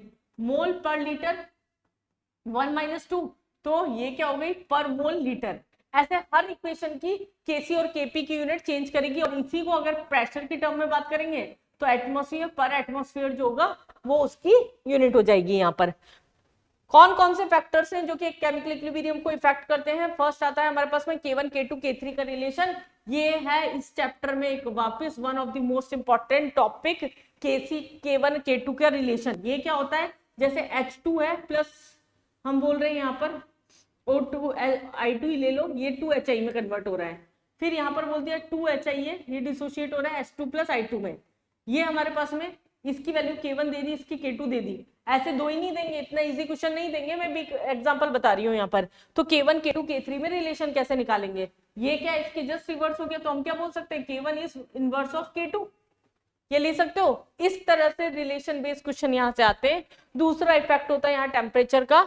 टेम्परेचर का रिलेशन ये जो है अभी मैं पढ़ाऊंगी नहीं इसे हम आरएनएस इक्वेशन में केमिकल काइनेटिक्स में डिराइव करते हैं। log K2 अपॉन K1, अलग अलग इक्विलिब्रियम कांस्टेंट की क्या वैल्यू आ रही है, अलग अलग टेम्परेचर पे रिलेशन है। डेल्टा H नॉट क्या है हमारे पास? Change in standard enthalpy. ऐसे ही हमारे पास में दूसरा फॉर्मूला है delta H naught upon 2.303 R, delta H naught upon RT। R क्या है हमारे पास में? Gas constant. Delta H naught है चेंज इन स्टैंडर्ड एंथैल्पी, ये एंट्रोपी। ये इक्विलिब्रियम कांस्टेंट के अलावा थर्मोडायनेमिक्स के अंदर भी आपका आता है। तो ये हमारे पास में ऑल ओवर क्या हो गया? Kc Kp के रिलेशंस हो गए यहाँ पर। उसके बाद में नेक्स्ट हम ले लेते हैं इसके अंदर स्पॉन्टेनिटी किस तरीके से निकालते हैं? केमिकल इक्विलिब्रियम के थ्रू। एक छोटा कॉन्सेप्ट है, पर क्वेश्चन आ जाता है तो आपके लिए इजी है। क्यूसी और केसी में रिलेशन। क्यूसी क्या होता है? रिएक्शन क्वेश्चन होता है जो कि टाइम के साथ में चेंज होता जाता है। जैसे केसी निकाला, concentration of product upon reactant, same निकालते हैं, कोई पैटर्न में डिफरेंस नहीं है, लेकिन वो टाइम के साथ वेरी कर रहा है। केसी जो आपका होगा वो कांस्टेंट होगा। तो यहां पर हमारे पास में क्यूसी की वैल्यू केसी से अगर कम आ रही है इन केस, तो रिएक्शन क्या होती है? फॉरवर्ड डायरेक्शन में जाएगी। अगर बैकवर्ड अगर हमारे पास में आना है तो क्यूसी की वैल्यू केसी से ज्यादा होनी चाहिए। और अगर ये दोनों इक्वल है तो मतलब सिस्टम इक्विलिब्रियम पे है। ऐसे क्वेश्चन आ जाते हैं, रिएक्शन बैकवर्ड में जाएगी, फॉरवर्ड में जाएगी, होगी या नहीं होगी। दूसरा, गिब्स फ्री एनर्जी का जो रिलेशन है आपका, that is -2.303 RT log Kc। ये फिजिकल केमिस्ट्री का गिब्स फ्री एनर्जी का इंपॉर्टेंट रिलेशन है। आप केमिकल काइनेटिक्स में भी पढ़ते हैं इसको, इलेक्ट्रोकेमिस्ट्री में भी पढ़ते हैं, आप थर्मोडायनेमिक्स में भी पढ़ते हैं। स्पॉन्टेनिटी ऑफ रिएक्शन निकालने के लिए यूज होता है। अगर हमारे पास में डेल्टा जी की वैल्यू नेगेटिव आती है मतलब प्रोसेस स्पॉन्टेनियस है। डेल्टा जी नॉट की वैल्यू पॉजिटिव आ रही है, इसका मतलब प्रोसेस नॉन स्पॉन्टेनियस है। और डेल्टा जी की वैल्यू अगर 0 आ रही है तो मतलब सिस्टम जो आपका हो गया वो इक्विलिब्रियम पे हो गया। इतना ज्यादा बिना मजे किए, बिना एंटरटेन किए मुझे पढ़ाने की आदत नहीं है, लेकिन क्योंकि टाइम की शॉर्टेज से मुझे आपको पैकेट में बंद करके देना है पूरा मटेरियल 2 से 3 घंटे में, तो इसलिए मैं नॉन स्टॉप बोल रही हूं यहाँ पर। Degree of dissociation. Degree of dissociation क्या? अगर कभी डायरेक्टली पूछ लिया, बच्चे अटकते हैं इन क्वेश्चंस में, तो सीधा फॉर्मूला याद करके जाओ। यहाँ पर डी यहाँ पर क्या है? Vapour density known. नोन का मतलब जो हमें पता होती है, like molar mass upon 2 gases के लिए। स्मॉल डी क्या होगी? अननोन वेपर डेंसिटी, या तो क्वेश्चन में जो दे रखी होगी या फिर हमें निकालनी होगी वेपर डेंसिटी।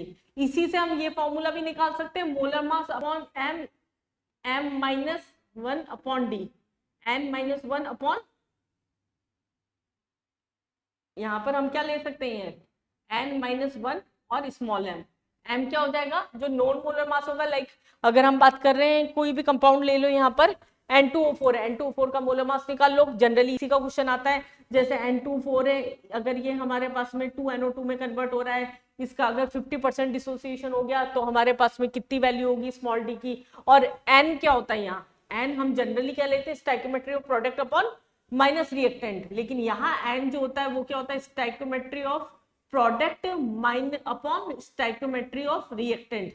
ध्यान रखना बेटा, ये इसमें गलती हो जाती है, इसमें गलती मत करना एन फैक्टर रखते टाइम। और लास्ट हमारे पास आता है ली चैटलेस प्रिंसिपल, बेचारा जिससे क्वेश्चन अगर आ जाता है तो अच्छे से आप, बिल्कुल मैं नहीं बोलूंगी इसमें कोई भी गलती होनी चाहिए आपकी। और ये पेपर्स में, ये चैप्टर्स में भी बहुत यूज होता है, लाइक सॉल्यूशन में, इलेक्ट्रोकेमिस्ट्री के अंदर, सब जगह हम इसके प्रिंसिपल को यूज करते हैं। ली चैटलेस प्रिंसिपल ने क्या बोला कि हर सिस्टम अपने आप में इक्विलिब्रियम मेंटेन रखने की कोशिश करता है और वो होने वाले किसी भी एक्सटर्नल इफेक्ट को इस तरीके से एक्सेप्ट करता है कि वो इक्विलिब्रियम पे मेंटेन रहे। कंसंट्रेशन में क्या बोला? जिस साइड में कंसंट्रेशन कम होता है रिएक्शन उस डायरेक्शन में जाती है। टेम्परेचर में यहाँ पर क्या बोला? अगर एंडोथर्मिक प्रोसेस है तो टेम्परेचर बढ़ाने पर रिएक्शन फॉरवर्ड डायरेक्शन में जाएगी और टेम्परेचर कम करने पर रिएक्शन बैकवर्ड डायरेक्शन के अंदर आएगी। प्रेशर का इफेक्ट क्या बताया है यहाँ पर? अगर प्रेशर बढ़ाएंगे तो reaction move in that direction where number of moles are less. जहां पर नंबर ऑफ मोल्स लेस होंगे रिएक्शन उस डायरेक्शन में मूव करेगी। और कैटलिस्ट का इफेक्ट, कैटलिस्ट हमें पता है रिएक्शन को ऑल्टर करता है। और इनर्ट गैस का एडिशन एक पॉइंट और होता है यहाँ पर, अगर कांस्टेंट वॉल्यूम है तो कोई इफेक्ट नहीं पड़ेगा। मैंने बोला कांस्टेंट वॉल्यूम है तो कोई इफेक्ट नहीं पड़ेगा, लेकिन कांस्टेंट प्रेशर है तो रिएक्शन अगेन उस डायरेक्शन में जाएगी जहां नंबर ऑफ मोल्स जो होंगे आपके कम होंगे। कैसे क्वेश्चंस आते हैं इस पे मैं बता देती हूँ एक बार। जैसे ये रिएक्शन मैंने आपके सामने लिख रखी है, यहाँ क्या है? 2 + 1 3 मोल है। यहाँ पर क्या है हमारे पास में? टोटल 2 मोल है। ये हमारे पास में दे रखा है यहाँ पर क्वेश्चन के अंदर, ये एक तरह से क्वेश्चन की तरह ट्रीट करें इसे। और प्लस डेल्टा दे रखा है यहाँ पर। अगर हमारे पास में यहाँ पर डेल्टा दे रखा है तो इसका मतलब क्या हो गया? इसकी वैल्यू क्या हो गई हमारे पास में? 1 मिनट रुकिए, यहां हमारे पास में इसकी वैल्यू जो होगी डेल्टा, एनर्जी, एनर्जी की टर्म में अगर हम बात कर रहे हैं यहाँ पर यहाँ क्या हो रहा है, हीट लिबरेट हो रही है, मतलब एक्सोथर्मिक प्रोसेस है। तो ऐसे क्वेश्चन आ जाते हैं, SO3 के प्रोडक्शन के लिए कौन सी कंडीशन फेवरेबल है, टेम्परेचर का बढ़ना, प्रेशर का कम होना, इस तरह से क्वेश्चन आते हैं यहाँ पर। तो यहाँ पर क्या है, एक्सोथर्मिक प्रेशर है, अगर टेम्परेचर है लिबरेट हो रहा है, टेम्परेचर बढ़ाने पर रिएक्शन क्या होगी, एक्सो के अंदर क्या हो रहा है हमारे पास में, एक्सोथर्मिक में टेम्परेचर अगर हमारे पास में बढ़ा रहे हैं तो रिएक्शन जो होती है वो बैकवर्ड डायरेक्शन में जाती है। तो रिएक्शन बैकवर्ड में जाएगी तो हमें टेम्परेचर क्या करना पड़ेगा, यहाँ पर कम करना पड़ेगा। फेवरेबल कंडीशन क्या हो गई, टेम्परेचर को कम करो। 2 मोल यहाँ, 1 मोल यहाँ, टोटल 3 मोल यहाँ पर है और 2 मोल हमारे पास यहाँ है। तो प्रेशर बढ़ाने पर रिएक्शन कहाँ जाएगी, जहां नंबर ऑफ मोल्स कम होंगे। तो रिएक्शन फॉरवर्ड में ले जाने के लिए प्रेशर बढ़ाना पड़ेगा और टेम्परेचर कम करना पड़ेगा। इस तरह के क्वेश्चंस यहाँ पर इससे आ जाते हैं। ये हमारे पास में ऑल अबाउट हुआ केमिकल इक्विलिब्रियम। नेक्स्ट चैप्टर पर आ जाते हैं। मजा आ रहा है बच्चों, ऐसा लग रहा है रेलगाड़ी में बैठे हैं, रास्ते में देख रहे हैं, नीट का पेपर देने जा रहे हैं। हो सकता है अपनी कार में आप ये वीडियो देख रहे हो, अपनी गाड़ी में देख रहे हो, आप हो सकता है ऑटो में देख रहे हो सकता है ट्रेन में देख रहे हो। जिस स्पीड से आप पेपर देने जा रहे हो उससे कई तेज स्पीड से मैं आपके लिए ये कंटेंट लेके आई हूं। तो आप बिल्कुल इसे एब्जॉर्ब करते जाइए, दोबारा आपको कोई बुक्स खोल के देखने की जरूरत नहीं पड़ेगी रिवीजन के लिए पेपर में। यहाँ पर नेक्स्ट हम आ जाते हैं आयनिक इक्विलिब्रियम पे। आयनिक इक्विलिब्रियम हमारे पास में क्या है, आयनिक इक्विलिब्रियम में बेसिकली हम पीएच निकालते हैं। पीएच से रिलेटेड क्वेश्चन आएंगे, बफर से related, solubility and solubility product एक इंपॉर्टेंट टॉपिक है। फटाफट बिना टाइम वेस्ट किए, ऑस्वाल्ड थ्योरी के अकॉर्डिंग क्या बोला, वीक अगर हमारे पास में इलेक्ट्रोलाइट है तो वो डिसोशिएट पार्शली होता है। स्टार्टिंग में अगर एसिड है, जैसे कंसंट्रेशन C00 ले रहे, एक टाइम बाद में 1 माइनस अल्फा ले रहे, ये C अल्फा होता है। तो फॉर्मूला क्या निकला कि A बराबर क्या निकला यहाँ से, C square alpha square upon C1 minus alpha. Alpha की वैल्यू जनरली कम होती है तो उसे नेग्लेक्ट कर देंगे, तो हमारे पास फॉर्मूला क्या मिल गया यहाँ पर, A is equal to C alpha square. H plus का कंसंट्रेशन कितना है यहाँ से, C अल्फा, वो हमने यहाँ पुट कर दिया। इन दोनों को रिलेट करके H प्लस और K और C के बीच में रिलेशन निकाल दिया। सिमिलरली अगर हमारे पास में बेस है लाइक हमारे पास MOH है, ये टूटा M प्लस और OH माइनस के अंदर, तो OH माइनस का कंसंट्रेशन अगेन C अल्फा हो गया, सेम KB की वैल्यू C अल्फा स्क्वायर हुई, और OH माइनस का कंसंट्रेशन क्या हो गया, root of KB dot C हो गया। सीधा फॉर्मूला बेस्ड क्वेश्चन आ जाएंगे यहाँ से। अगर इजी क्वेश्चन होगा तो बहुत आराम से पुट हो जाएगा, फॉर्मूला याद होना चाहिए। आयनिक प्रोडक्ट ऑफ वाटर की अगर हम बात कर रहे हैं यहाँ पर H प्लस OH माइनस, अगर इसका सेल्फ आयनाइजेशन होता है तो H3O प्लस, अगर हमारे पास में लिबरेट होता है OH माइनस भी होता है।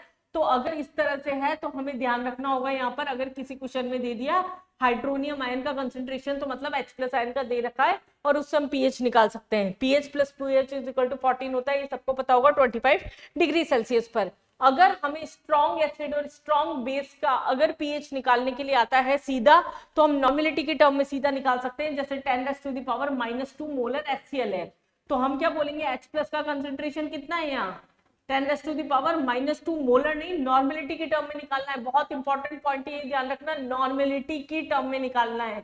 मैंने ये मार्क कर रखा है यहाँ पर नॉर्मेलिटी, इसका मतलब बैलेंसी तो वही है इंटू 1, तो 10⁻⁻ क्या हो गया -2। तो pH का फॉर्मूला क्या है, negative logarithm of H plus, that is pH क्या हो जाएगा 2 हो जाएगा।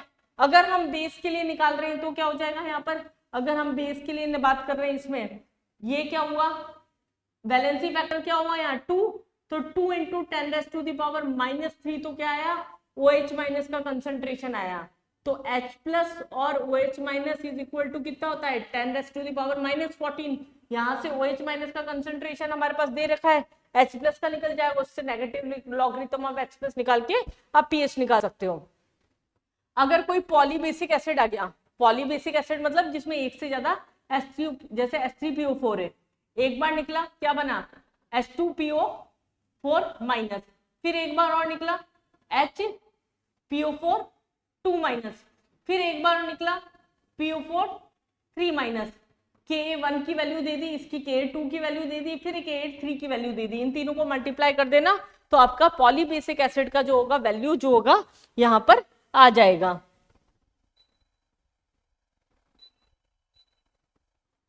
तो ये हमारे पास में क्या हो गई, सारी pH के बेसिक फॉर्मूले हो गए। नेक्स्ट हम बात करते हैं यहाँ पर आयनिक इक्विलिब्रियम के बाद में इसमें सबसे इंपॉर्टेंट टॉपिक जो है जिसको आपको करके जाना ही जाना है, ऐसा नहीं होता जनरली कि इस टॉपिक से आपका क्वेश्चन नहीं हो। आपका क्वेश्चन जो होता है वो सॉलिबिलिटी या सॉलिबिलिटी प्रोडक्ट से जो होता है वो जनरली पेपर में होता है। तो सॉलिबिलिटी और सॉलिबिलिटी प्रोडक्ट के लिए पहले तो ये हमारे पास बात की चीजें हैं। मैं इसमें पहले रिलेशन निकालना, पहली बात तो सॉलिबिलिटी प्रोडक्ट क्या होता है, जो भी हमारे पास में आयंस में डिसोशिएट हो रहा है स्प्रैंगली सॉल्युबल सॉल्यूशन। लाइक अगर हमारे पास में ए बी है, ठीक है, तो हम इसको तोड़ेंगे ए प्लस और बी माइनस में। के एस पी हमने सॉलिबिलिटी प्रोडक्ट मान लिया इसको, तो इसका अगर एस मान लिया, इसका एस मानते हैं, तो इसका रिलेशन क्या आ जाएगा, एस स्क्वायर। ये सीधे रिलेशन याद रखना। ये हमारे पास में क्या हो गया, कोई भी कंपाउंड जिसका जैसे NaI दे दिया और उसमें KSP दे दिया, एस निकालना है, सॉलिबिलिटी निकालनी है, KSP दे दिया, ऐसे सॉलिबिलिटी KSP यहाँ पर सॉलिबिलिटी प्रोडक्ट। ऐसे ही अगर हमारे पास में AB2 है या A2B जैसा कोई फॉर्मूला है, लाइक BaCl2 हो गया, लाइक तो यहाँ क्या है हमारे पास में, ये किसमें टूट रहा है, B+2 और 2B माइनस, तो ये क्या हो गया हमारे पास में S, ये क्या हो गया 2S, जो यहाँ स्टाइकोमेट्री होगी वो पावर भी जाती है, तो KSP बराबर क्या हो गया यहाँ पर S.2S का स्क्वायर, दैट इज 4S3। इस तरीके से हम किसी का भी डिराइव कर सकते हैं। AB3 होगा तो S 3S का क्यूब, तो कितना हो जाएगा 27 का S का 4, मतलब AB3 जो होगा उसके लिए क्या हो जाएगा KSP इज इक्वल टू क्या हो जाएगा 27 S की पावर 4। ये रिलेशंस अगर हमें याद है तो क्वेश्चंस में क्या रखा होगा, सीधा क्या हो रखा होगा, यहाँ सॉल्युबिलिटी होगा दे रखा होगा, सॉल्युबिलिटी प्रोडक्ट निकालना होगा या फिर इसका वाइस वर्सा कंडीशन होगी। ठीक है, नेक्स्ट अब क्या है, इससे क्वेश्चन कम आता है, पहले इससे क्वेश्चन ज्यादा आते थे, अब इससे क्वेश्चन नहीं आता, इसके एप्लीकेशन से क्वेश्चन आता है सॉल्युबिलिटी प्रोडक्ट की। एप्लीकेशन में क्या हमें क्यू निकालना आता है, QC अभी अभी हमने निकाला था केमिकल इक्विलिब्रियम में। अगर Q की वैल्यू ऑलरेडी ज्यादा है, इसका मतलब हमारे पास कंसंट्रेशन प्रोडक्ट के आयंस का ज्यादा है, तो इसका मतलब वो प्रेसिपिटेट हो चुका है और सॉल्यूशन ऑलरेडी क्या है सैचुरेटेड। जैसे ऐसे न्यूमेरिकली क्वेश्चन दे देंगे और ऑप्शंस में होगा सैचुरेटेड होगा अनसैचुरेटेड होगा, इस तरीके से। अगर Q की वैल्यू कम है, इसका मतलब जो कंसंट्रेशन प्रोडक्ट का वो कम है, इसका मतलब हमारे पास में यहाँ पर क्या है प्रेसिपिटेशन नहीं हुआ, अनसैचुरेटेड है, हम उसमें और भी कोई चीज डाल सकते हैं। Q की वैल्यू KSP से ज्यादा है, मतलब सॉल्यूशन जो हो गया हमारे पास में वो जस्ट सैचुरेटेड हुआ है। तो ये तीन कंडीशंस यहाँ से याद रखना। दूसरा, ये स्टार मार्क लगा के रख रखा है मैंने इस पे, इंपॉर्टेंट टॉपिक है इसका सेकंड एप्लीकेशन। ये बेस है कॉमन आयन इफेक्ट के ऊपर। कॉमन आयन इफेक्ट मतलब कोई भी एक ऐसा स्ट्रॉन्ग इलेक्ट्रोलाइट जिसमें ऐसा इलेक्ट्रोलाइट डाल दिया जाए जो कॉमन आयन रखता है। जैसे अगर हम बोल रहे हैं ए बी के अंदर हमने CB डाल दिया, तो बी का कंसंट्रेशन प्रोडक्ट साइड में आयंस में बढ़ेगा, तो रिएक्शन बैकवर्ड डायरेक्शन में जाएगी, तो डिग्री ऑफ डिसोसिएशन को ये क्या करता है कम करता है। ये थ्योरी भी याद रखना इसकी, कॉमन आयन इफेक्ट की वजह से प्रोडक्ट साइड में कॉमन आयंस के इंक्रीज की वजह से रिएक्टेंट जो होता है, रिएक्शन जो होती है बैकवर्ड डायरेक्शन में जाती है, तो डिग्री ऑफ डिसोसिएशन कम होता है। अगर हमने ए बी के अंदर CB डाला या फिर उल्टा मान लो, पर बहुत इंपॉर्टेंट है, मैंने उल्टा मान लो तो बोला, लेकिन अगर हमारे पास में KI डाला गया AgI में, मतलब जैसे AgI था ये टूट रहा था Ag प्लस और I माइनस में, इसका निकालना था हमें कंसंट्रेशन, इसका X मान लिया, इसका X मान लिया, इसमें अगर C प्लस C हो जाएगा इसका कंसंट्रेशन, जिसको डाला जा रहा है उसका कंसंट्रेशन C मानना, जिसके अंदर ऐड किया जा रहा है उसका X मानना, क्योंकि हायर पावर्स X की यहाँ नेग्लेक्ट कर देते हैं, तो हमारे पास में रिलेशन आता है KSP is equal to XC। ऐसे बहुत सारे क्वेश्चंस आपको शीट में मॉड्यूल में आपके नीट के प्रीवियस ईयर क्वेश्चंस में मिल जाएंगे। NaCl के अंदर अगर BaCl2, अगर हमारे पास में BaCl2 ऐड किया, AB जो है हमारे पास में AB2 में ऐड किया, तो सीधा रिलेशन याद करके चली जाओ अभी, तो KSP is equal to XC square. इन दो क्वेश्चन से, इन दो फॉर्मूले से आपके बहुत हेल्प मिलेगी। ये +4 मार्क्स की गारंटी है, मैं बता रही हूँ आपको, इससे क्वेश्चन बैठ सकता है आपका। नेक्स्ट, इसके बाद में हमारे पास में आता है सॉल्युबिलिटी प्रोडक्ट के बाद में आता है बफर सॉल्यूशन। बफर सॉल्यूशन जो होते हैं आपके तीन टाइप के होते हैं। पहले तो बफर होता क्या है, बफर क्या सॉल्यूशन होते हैं, ऐसे सॉल्यूशंस जिनका पीएच रेजिस्ट कर जाता है, मतलब लॉन्ग लास्टिंग पे अगर हम थोड़ा सा एसिड डाल रहे हैं, थोड़ा सा बेस डाल रहे हैं या उसे डाइल्यूट कर रहे हैं, तो उनके पीएच में चेंज नहीं आता, उनको हम क्या बोल रहे हैं बफर सॉल्यूशन। तीन टाइप है हमारे पास कोर्स में, सिंपल बफर, एसिडिक बफर और बेसिक बफर। सिंपल बफर क्या होते हैं? सिंपल वीक एसिड और वीक बेस के मिक्सचर से जो मिलकर बने हुए होते हैं। दूसरा हमारे पास आते हैं एसिडिक बफर। एसिडिक बफर क्या होते हैं? वीक एसिड, ध्यान से सुनना इसकी डेफिनेशन भी आ सकती है। वीक एसिड उसका सॉल्ट स्ट्रॉन्ग बेस के साथ, क्या? वीक एसिड उसका सॉल्ट स्ट्रॉन्ग बेस के साथ, वीक एसिड उसका सॉल्ट स्ट्रॉन्ग बेस के साथ। CH3COH क्या है? वीक एसिड है, इसका सॉल्ट क्या हुआ? CH3CO माइनस, और NaOH क्या हो गया? Strong base. NaOH क्या हो गया? स्ट्रॉन्ग बेस, इसका आयन और CH3CO माइनस, इन दोनों का जो मिक्सचर हुआ ये क्या हो गया? Acidic buffer. अगर आपने न्यूमेरिकल में पढ़ के ये पता लगा लिया कि एसिडिक या बेसिक बफर है तो क्वेश्चन खत्म, सीधा फॉर्मूला पुटिंग क्वेश्चन होता है। दो फॉर्मूले याद रखना है, यहाँ पीएच का फॉर्मूला होता है pKa plus log salt upon acid concentration. ऐसे H+ is equal to Ka acid upon salt. ऐसे यहाँ पर वीक एसिड वीक बेस है तो 7 plus half of pKa minus half of pKb, क्योंकि वो दोनों पे डिपेंड कर रहा है। बेसिक बफर आप खुद बता सकते हो, डेफिनेशन क्या हो जाएगा? वीक एसिड उसका सॉल्ट स्ट्रॉन्ग, हमारे पास में वीक बेस उसका सॉल्ट स्ट्रॉन्ग एसिड के साथ में, ये क्या हो गया हमारे पास में? बेसिक बफर हो गया। जैसे अमोनियम हाइड्रोक्साइड और हमारे पास अमोनियम क्लोराइड हो गया, ग्लाइसिन हो गया, ग्लाइसिन हाइड्रोक्लोराइड हो गया, ये एग्जांपल्स हो गए। ये दो एग्जांपल मैं मार्क कर रही हूँ, ये दोनों इंपॉर्टेंट है, ये याद करके चले जाना। पेपर में जनरली ये डायरेक्ट होते हैं, अगर होते हैं तो सीधा पीएच और पीओएच के फॉर्मूले याद करके रखना। अब एक गलती और होती है, जल्दी जल्दी में हम क्या करते हैं? पीओएच निकालते हैं, वही टिक कर देते हैं। सबसे पहला ऑप्शन दिखा हमें, जो आंसर टिक कर देते हैं।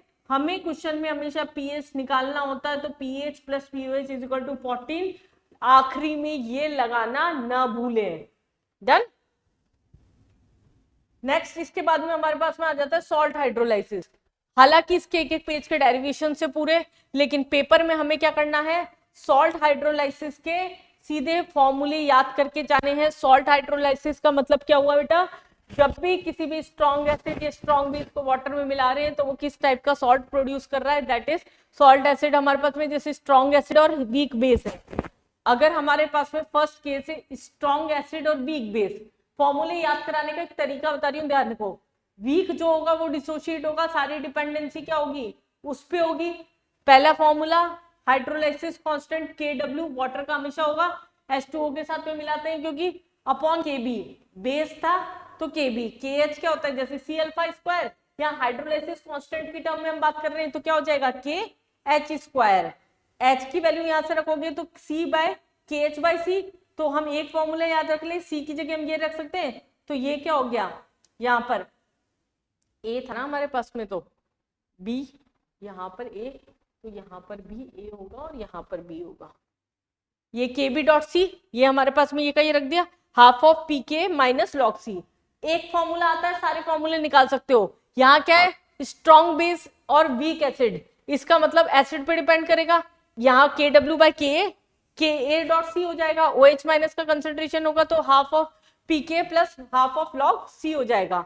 और अगर वीक एसिड और वीक बेस है मतलब दोनों डिसोशिएट होंगे, अगर दोनों डिसोशिएट होंगे मतलब दोनों पे डिपेंडेंसी होगी, अगर दोनों पे डिपेंडेंसी होगी तो Ka.Kb, दोनों चीजें यूज होगी। यहाँ Ka था वीक एसिड था, यहाँ Kb था वीक बेस था, Kb.Kb क्योंकि दोनों वीक है। अगर C² ऊपर है तो नीचे भी C² हो गया क्योंकि दोनों ही प्रोडक्ट में आ रहे हैं, या तो वो कैंसिल हो जाते हैं, इसलिए बचता है केवल KH is equal to H², और H की वैल्यू वापस यहाँ पर पुट कर दी तो ये हमारे पास पीएच का फॉर्मूला हो गया। ये फॉर्मूले याद करके जाना, न्यूमेरिकल सारे सीधे पुट करना, बस हमें एग्जांपल्स याद होनी चाहिए, weak acid strong acid in सब का कैसे यूज होता है। और भी अच्छी किस्मत क्वेश्चन में बहुत घुमा रखा है, लेकिन हमें बिल्कुल कॉन्फिडेंट है कि स्ट्रॉन्ग एसिड और स्ट्रॉन्ग बेस का ही एग्जाम्पल है, तो पीएच सीधा क्या होता है वहां पर? 7। डन। तो ये हमारे पास में क्या हो गया? आयनिक इक्विलिब्रियम हो गया। आपका काफी चैप्टर्स हमारे पास यहाँ पर हो गए। मोल कॉन्सेप्ट, रिडॉक्स हो गया, केमिकल इक्विलिब्रियम हो गया, और आपका यहाँ पर क्या खत्म हो गया? आयनिक इक्विलिब्रियम भी हो गया। नेक्स्ट हम आते हैं यहाँ पर, अब सॉल्यूशन पे आ जाए। पहले आपका सॉल्यूशन मोल कॉन्सेप्ट, हाँ सॉल्यूशन वैसे तो 12th में लेटेस्ट पढ़ा होता है तो ज्यादातर बच्चों को अच्छा भी लगता है। और मैं आपको बताऊं, फिजिकल केमिस्ट्री में 11th की केमिस्ट्री जो फिजिकल केमिस्ट्री है उसके कंपेयर में 12th की फिजिकल केमिस्ट्री कंपैरेटिवली काफी इजी है, उसके क्वेश्चंस भी बहुत इजी हो जाते हैं। अगर आपको क्वेश्चन पढ़ के आपकी अंग्रेजी अच्छी है, आपको क्वेश्चन पढ़ के उसका मतलब निकालना आता है, जैसे कि 120 gram of urea is dissolve in 1000 gram of water, तो हमें ये पता होना चाहिए W2 हमारे पास में यूरिया का जो है अमाउंट W2 दे रखा है, वाटर के अंदर डिसॉल्व किया है मतलब W1 दे रखा है, सॉल्वेंट का दे रखा है। इस तरह से अगर हम स्टेप वाइज क्वेश्चन पढ़ के करेंगे, फिजिकल केमिस्ट्री में क्वेश्चन पढ़ो, न्यूमेरिकल में से बस ये उठा लो कि क्या क्या दे रखा है, फॉर्मूला याद होना चाहिए, क्वेश्चन स्मूथली हो जाता है। सॉल्यूशन स्टार्टिंग में कंसंट्रेशन टर्म्स पढ़ते हैं जो हम ऑलरेडी डन कर चुके हैं। हेनरीज लॉ यहाँ पर फर्स्ट टॉपिक आता है। सॉल्युबिलिटी में सॉल्युबिलिटी क्या होती है, किसी भी सॉल्यूशन के अंदर कितना अमाउंट सॉल्यूट का डिसॉल्व हो रहा है उस पर्टिकुलर यहाँ पर टेम्परेचर और प्रेशर पर, जिसके बाद और डाला नहीं जा सकता, मतलब सैचुरेटेड कंडीशन पर। अगर हम सॉलिड को लिक्विड में डिसॉल्व कर रहे हैं तो टेम्परेचर बढ़ाने पर एंडो या एक्सो पे डिपेंड करेगा, अभी लीच एटलर्स के अकॉर्डिंग, और प्रेशर का कोई इफेक्ट नहीं पड़ेगा। लेकिन हम जब गैस को लिक्विड में डिसॉल्व कर रहे हैं तो टेम्परेचर बढ़ाने पर सॉल्युबिलिटी कम होती है और प्रेशर बढ़ाने पर सॉल्युबिलिटी बढ़ती है, और इसको हमने एक्सप्लेन किया हेनरीज लॉ से। इससे डायरेक्ट न्यूमेरिकल भी आ जाता है, सीधा एक्सप्रेशन भी पूछ सकते हैं। हेनरीज लॉ के अकॉर्डिंग क्या बोला, जब भी किसी भी गैस को लिक्विड में डिसॉल्व किया जाता है तो पार्शियल प्रेशर एक कंपोनेंट का जो होता है उसके मोल फ्रैक्शन के डायरेक्टली प्रोपोर्शनल होता है। ऐसे ही दूसरा हमारे पास टॉपिक आता है इसके अंदर, वेपर प्रेशर। वेपर प्रेशर क्या होता है, total pressure exerted by the vapours on the surface of liquid. अगर दो लो वॉलेटाइल लिक्विड को हमने मिक्स किया है, अगर हम बोल रहे हैं दो वॉलेटाइल लिक्विड को अगर हमने मिक्स किया है, जैसे अगर मैं बोलूं एक कंपोनेंट हमारे पास में एक सॉल्यूशन ये, एक को सॉल्यूशन ये प्योर है, इसका हमने मान लिया PA0, दूसरा पानी ली, दारू ली, दोनों को मिला दिया, दोनों वॉलेटाइल है, टोटल प्रेशर निकालना है। टोटल प्रेशर क्या हो जाएगा, PA प्लस PB, और PA क्या होता है, directly proportional to PA0 x है, अभी डाल्टन से बता दिया था, ऐसे ही PB0 XB। तो ये हमारे पास में क्या हो गया, रॉयल्स लॉ का डायरेक्ट रिलेशन हो गया, न्यूमेरिकल्स आ जाते हैं यहाँ से, ग्राफ हो गया। इसके बेसिस, रॉयल्स लॉ के बेसिस पर ही हमने बोला आइडियल और नॉन आइडियल सॉल्यूशन होते हैं। आइडियल सॉल्यूशन जो रॉयल्स लॉ को फॉलो करेंगे, नॉन आइडियल जो रॉयल्स लॉ को फॉलो नहीं करेंगे। यहाँ पर जब इनको मिक्स किया जा रहा है, ना इसके एंथैल्पी में कोई चेंज हो रहा है, ना वॉल्यूम में कोई चेंज हो रहा है, ना इसके एंट्रोपी में कोई चेंज हो रहा है, जबकि नॉन आइडियल सॉल्यूशन के अंदर क्या होता है, तीनों ही चीजें यहाँ पर चेंज हो जाती है। दूसरा हम बोल रहे हैं यहाँ इंटरमोलिकुलर फोर्स ऑफ अट्रैक्शन की अगर बात कर रहे हैं, जितना प्योर कंपोनेंट में, अगर मैं प्योर कंपोनेंट की बात कर रही हूँ, इसका मतलब क्या हुआ, जैसे यहाँ AA है और यहाँ BB है, AB बना, जितना फोर्स ऑफ अट्रैक्शन इनमें प्योर में था उतना ही फोर्स ऑफ अट्रैक्शन सॉल्यूशन में। प्रैक्टिकली ये चीजें पॉसिबल नहीं होती, पर इनके कुछ एग्जांपल्स है, नीट के स्टूडेंट्स हो एग्जांपल्स याद करके जाना। Ideal, non ideal, positive, negative इन डिविजन्स के जो है वो एग्जांपल पूछे जा सकते हैं, इसलिए मैंने एक बार के लिए आपके लिए लिख दिए। आपको नहीं बुक खोलने का टाइम है, वीडियो देखते जाओ, रास्ते में याद करते जाओ। N hexane, n heptane, methanol, ethanol, benzene, toluene, 2 chlorobutane, 2 chlorobutane. Phone charge करके जाना, बैटरी खत्म मत कर देना, यूट्यूब चलाते चलाते वापस रील्स पे मत आ जाना, रील्स शॉर्ट्स देखने में टाइम वेस्ट अभी मत करना। अगर साल भर किया भी है तो कोई बात नहीं, अभी मत करना। यहाँ पर हमारे पास में क्या है, पॉजिटिव डिविजन और नहीं, पता चला एकदम से बीच में कोई ऐड आ गया, नहीं भाई हम वो देखने लग गए, फिर रिलेटेड बहुत कुछ आ गया, देखने लग गए, इस टाइम पे वो टाइम नहीं है आपके पास में। पॉजिटिव और नेगेटिव डिविजन, अब क्या है, हमने बोला फोर्स ऑफ अट्रैक्शन सेम है, hexane, heptane, methanol, ethanol, benzene, टॉलिन, ये एग्जांपल हो गए इनकी जिनकी पोलैरिटी लगभग सेम होती है। दूसरा हम बोल रहे हैं intermolecular force of attraction equal नहीं है। अगर इक्वल नहीं है तो या तो ज्यादा होगा या कम होगा। अगर हमने बोला सॉल्यूशन में intermolecular force of attraction FAB जो है, अगर वो सॉल्यूशन के कंपेयर में क्या है, यहाँ पर कम है, इसका मतलब क्या होगा, अगर इसके बीच में फोर्स ऑफ अट्रैक्शन कम है, इसका मतलब वेपर्स क्या बनेगी, ज्यादा बनेगी, वेपर ज्यादा बनेगी मतलब प्रेशर भी ज्यादा लगेगा। तो इसको हम बोलते हैं positive deviation of Royals law. ये क्या होगा, एंडोथर्मिक हो जाएगा, डेल्टा H की वैल्यू यहाँ पॉजिटिव हो जाएगी। ये क्या हो गया, अगर इंटरमोलिकुलर फोर्स ऑफ अट्रैक्शन ज्यादा है प्योर में, इसका मतलब वो बंधे हुए हैं, वेपराइज कम होंगे, वेपराइज कम होंगे तो प्रेशर भी कम लगेगा। तो इसको हमने बोल दिया negative deviation of Royals law. अगर मैं बेसिक फटाफट ग्राफ खींच दूं आपके लिए, ये बेसिक रॉयल्स लॉ का ग्राफ था दोनों तरफ। अगर ये बेसिक रॉयल्स लॉ का, मैं वैल्यूज दोबारा नहीं लिख रही हूं यहाँ पर, तो ये क्या हो जाएगा, पॉजिटिव डेविएशन मतलब ये हमारे पास में हो गया, और नेगेटिव डेविएशन मतलब क्या हो गया, ये हो गया। इसी के साथ एक टर्म और आती है एज़ोट्रॉप्स। एज़ोट्रॉप्स होते हैं ऐसे बाइनरी मिक्सचर जिसमें लिक्विड और वेपर का कंपोजिशन एक पर्टिकुलर बॉइलिंग पॉइंट पे सेम होता है। दो टाइप का होता है, मिनिमम और बॉइलिंग, मिनिमम और मैक्सिमम बॉइलिंग। एज़ोट्रॉप्स मिनिमम जो पॉजिटिव डेविएशन को फॉलो कर रहे हैं, मैक्सिमम जो नेगेटिव डेविएशन को फॉलो कर रहे हैं। बिना टाइम वेस्ट किए आ जाते हैं कॉलिगेटिव प्रॉपर्टीज में। कॉलिगेटिव प्रॉपर्टीज क्या होती है बेटा? कॉलिगेटिव प्रॉपर्टीज, जब भी मैं कोई चीज पूछ रही हूँ ना तो पहले अंदर से अपना खुद का आंसर आना चाहिए। हम रिवीजन कर रहे हैं, हमारे को आना चाहिए सब कुछ। बस ये है कि आप लास्ट टाइम पे जिन चीजों का रिवीजन आपको चाहिए होता है वो मैं आपको पैकेट में बंद करके दे रही हूँ, तो बस आपके लिए हेल्पफुल हो जाए, आपको बूस्ट करे। हो सकता है जाने से पहले आप सारा गो थ्रू करके चला जाए तो आपको लग रहा था ये फॉर्मूला भूल रही हूँ, वो फॉर्मूला भूल रहा हूँ, तो आपका जो वो टाइम वेस्ट हो रहा था ना वो बच गया। तो आप एक अलग ही कॉन्फिडेंस से पेपर के अंदर जा रहे हैं, नहीं भैया हमें सब कुछ याद तो है, बस हमें पेपर में उतार के आना है। कॉलिगेटिव प्रॉपर्टीज क्या होती है? ऐसी प्रॉपर्टीज जो नंबर ऑफ पार्टिकल्स और मोलर मास पे डिपेंड करती है, उसके नेचर पर डिपेंड नहीं करती। चार प्रॉपर्टीज होती है हमारे पास में, मतलब हमने पानी लिया, पानी में शुगर डाल दी, जैसे ही शुगर डाली तो कौन कौन सी प्रॉपर्टीज उसके रेस्पेक्ट में चेंज होगी। तो सबसे पहले हम बात करते हैं वेपर प्रेशर की। वेपर प्रेशर क्या होगा? पानी वेपराइज जल्दी होगा, उसमें शुगर डाली, वेपराइज कम होगा तो प्रेशर भी कम लगेगा। First properties relative lowering of vapour from pressure. Relative lowering of vapour pressure formula है P not minus P S upon P not is equal to N2 upon N1। P not क्या है? Vapour pressure pure component का, PS है vapour pressure solution का, N2 है number of moles of solute और N1 है number of moles of solvent. अगर boiling point की बात कर रहे हैं तो बॉइलिंग पॉइंट क्या होगा? यहाँ पर बढ़ेगा, पानी गर्म कर रहे हैं, पानी में शुगर डाल दी, फिर गर्म करेंगे, बढ़ेगा। तो यहाँ मोलिलिटी पे डिपेंड करता है। मोलिलिटी का फॉर्मूला क्या है? Kb dot number of moles of solute present in 1 kilogram of solvent. ये फॉर्मूला डाल दिया। Kb इज एब्लोस्कोपिक और boiling point elevation constant. Similarly अगर बॉइलिंग पॉइंट बढ़ रहा है, फ्रीजिंग पॉइंट क्या होगा? डिक्रीज होगा। सेम मोलिलिटी का रिलेशन Kf है, बस यहाँ इसको हम बोलते हैं क्रायोस्कोपिक कांस्टेंट। क्रायोस्कोपिक कांस्टेंट का मतलब यहाँ पर क्या हो गया? Freezing point depression constant.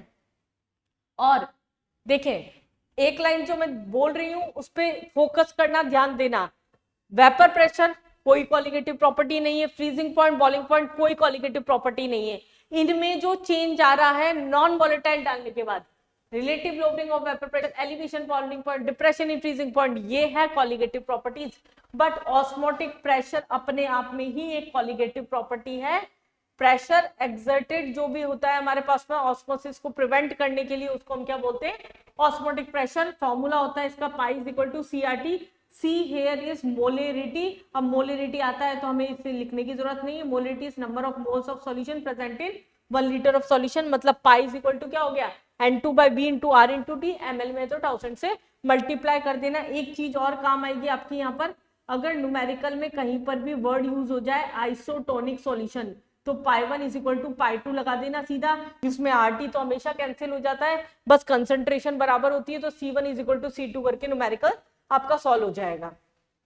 दूसरा, इन्हीं फॉर्मूलों के अंदर एक नई बला और आ जाती है हमारे पास में, went half factor. Went half factor क्या बताता है? किस एक्सटेंट से किसी भी सॉल्यूशन में डिसोसिएशन हो रहा है या एसोसिएशन हो रहा है। एबनॉर्मल मोलर मास हम बेसिकली बोलते हैं, मतलब जो ऑब्जर्व्ड कैलकुलेटेड और कैलकुलेटेड वैल्यू है हमारे पास में मोलर मास की, वो इक्वल नहीं आ रही। अब ऐसा कब हो सकता है? या तो सॉल्यूशन में एसोसिएशन हो जाए या डिसोसिएशन हो जाए, एरर नहीं आ रहा है, तो उस कंडीशन में हम क्या करेंगे? इन सब फॉर्मूलों में आई फैक्टर को यूज कब करेंगे? केवल कब?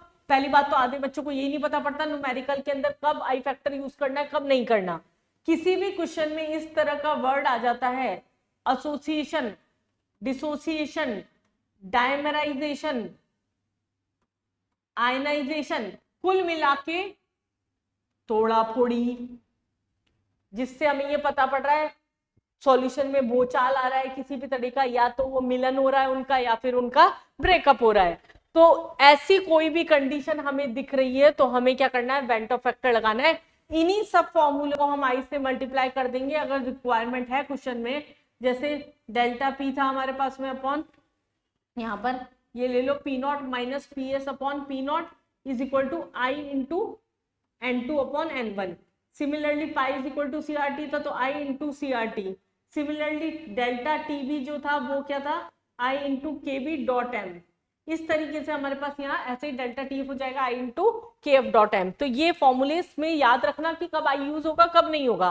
किसी क्वेश्चन में अगर ये लिखा है 100% आयनाइजेशन, इसका मतलब आई फैक्टर सीधा ले लो नंबर ऑफ आयंस, और नंबर ऑफ आयंस क्या होते हैं, जैसे NaCl है तो सीधा 2 हो गया, CaCl2 2 + 1 3 हो गया। तो ये नंबर ऑफ आयंस की वैल्यू सीधी ले सकते हैं।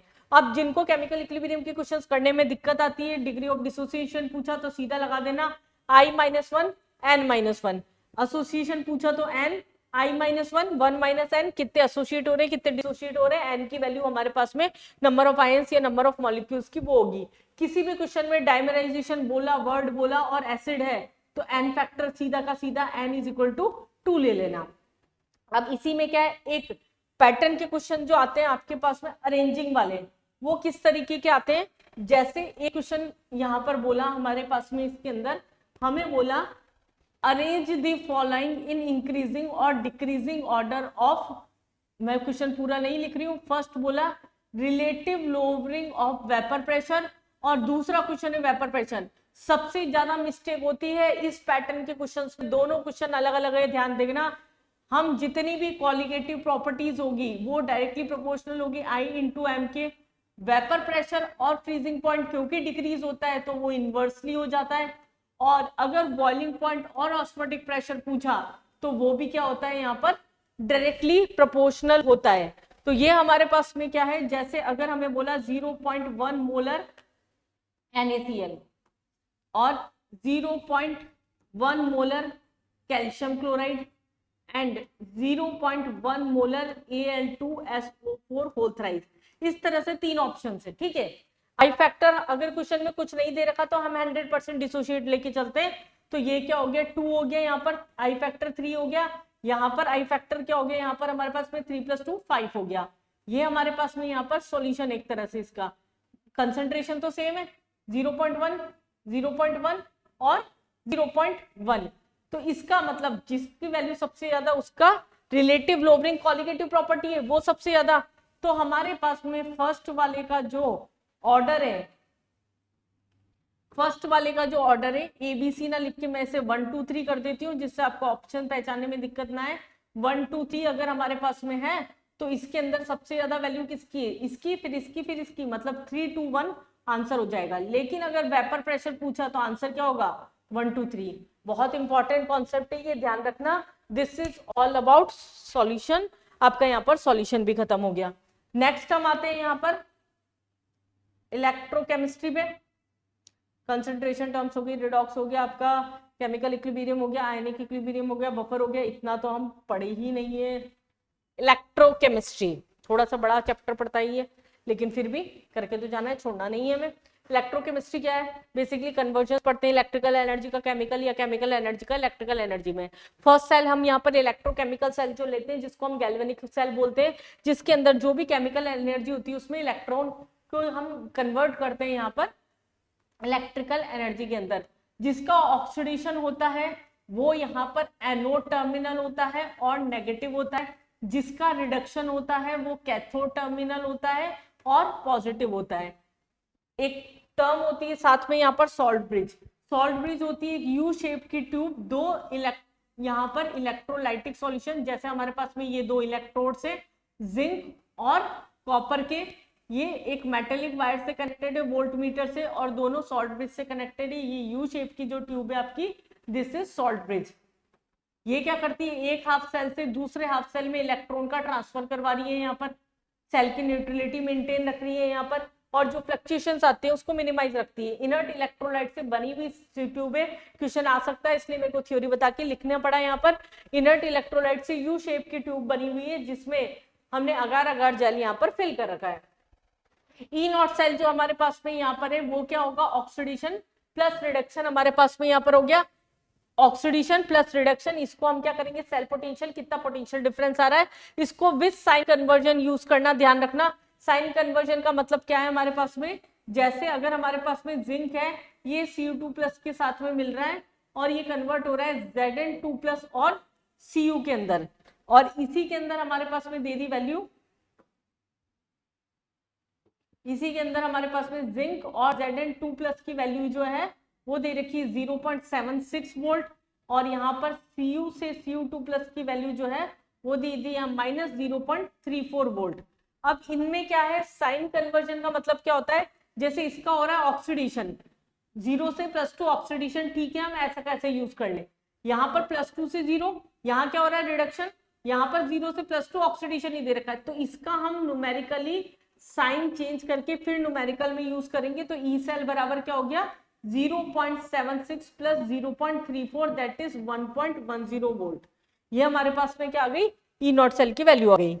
दूसरा हमारे पास में 3, अगर हमारे पास, जरूरी तो नहीं है केवल सेल पोटेंशियल में डिफरेंस हो, ऐसा भी हो सकता है सॉल्यूशन का कंसंट्रेशन बदला हुआ हो। अगर इसी क्वेश्चन में मैं अगर चेंज कर दूं, जैसे अगर हमें बोला Zn+2 में कन्वर्ट हो रहा है 0.1 मोलर इसका कंसंट्रेशन है, Cu2+ है यहाँ पर 0.01 मोलर है, और फिर यहाँ पर कॉपर है, और हमें ई नॉट की value direct they the question में, यहाँ पर दे दी 1.10 वोल्ट ये दे रखी है, और हमें सेल पोटेंशियल निकालना है। जब भी सेल में कंसंट्रेशन बदल जाता है तो ई सेल बराबर क्या होता है, E not cell -0.0591 upon n, n is number of electron transfer, जिसका ऑक्सीडेशन हो रहा है उसका कंसंट्रेशन हमेशा ऊपर लेंगे, जिसका रिडक्शन हो रहा है उसका कंसंट्रेशन हमेशा नीचे लेके चलेंगे, तो ई सेल बराबर क्या हो गया 1.10 -0.0591 अपॉन 2 लॉग, किसका ऑक्सीडेशन हो रहा है यहाँ जिंक का, तो 0.1 अपॉन 0.01 मोलर। अब एक गलती और करते हैं बेटा, यहीं पे बता देती हूँ, न्यूमेरिकल्स कराने का भी अपने पास टाइम नहीं है। अगर जैसे इक्वेशन यहाँ पर है, जैसे यहाँ पर अगर मैं मान लूं कि 2Zn+2 आ रहा होता, जैसे 2Ag+ आ रहा, तो इसके ऊपर यहाँ पर स्टाइक्योमेट्रिक जो भी होगी ना उसके पावर लगाना मत भूलना, न्यूमेरिकल में ये मेजर मिस्टेक होती है, तो इस चीज का अब ध्यान रखना।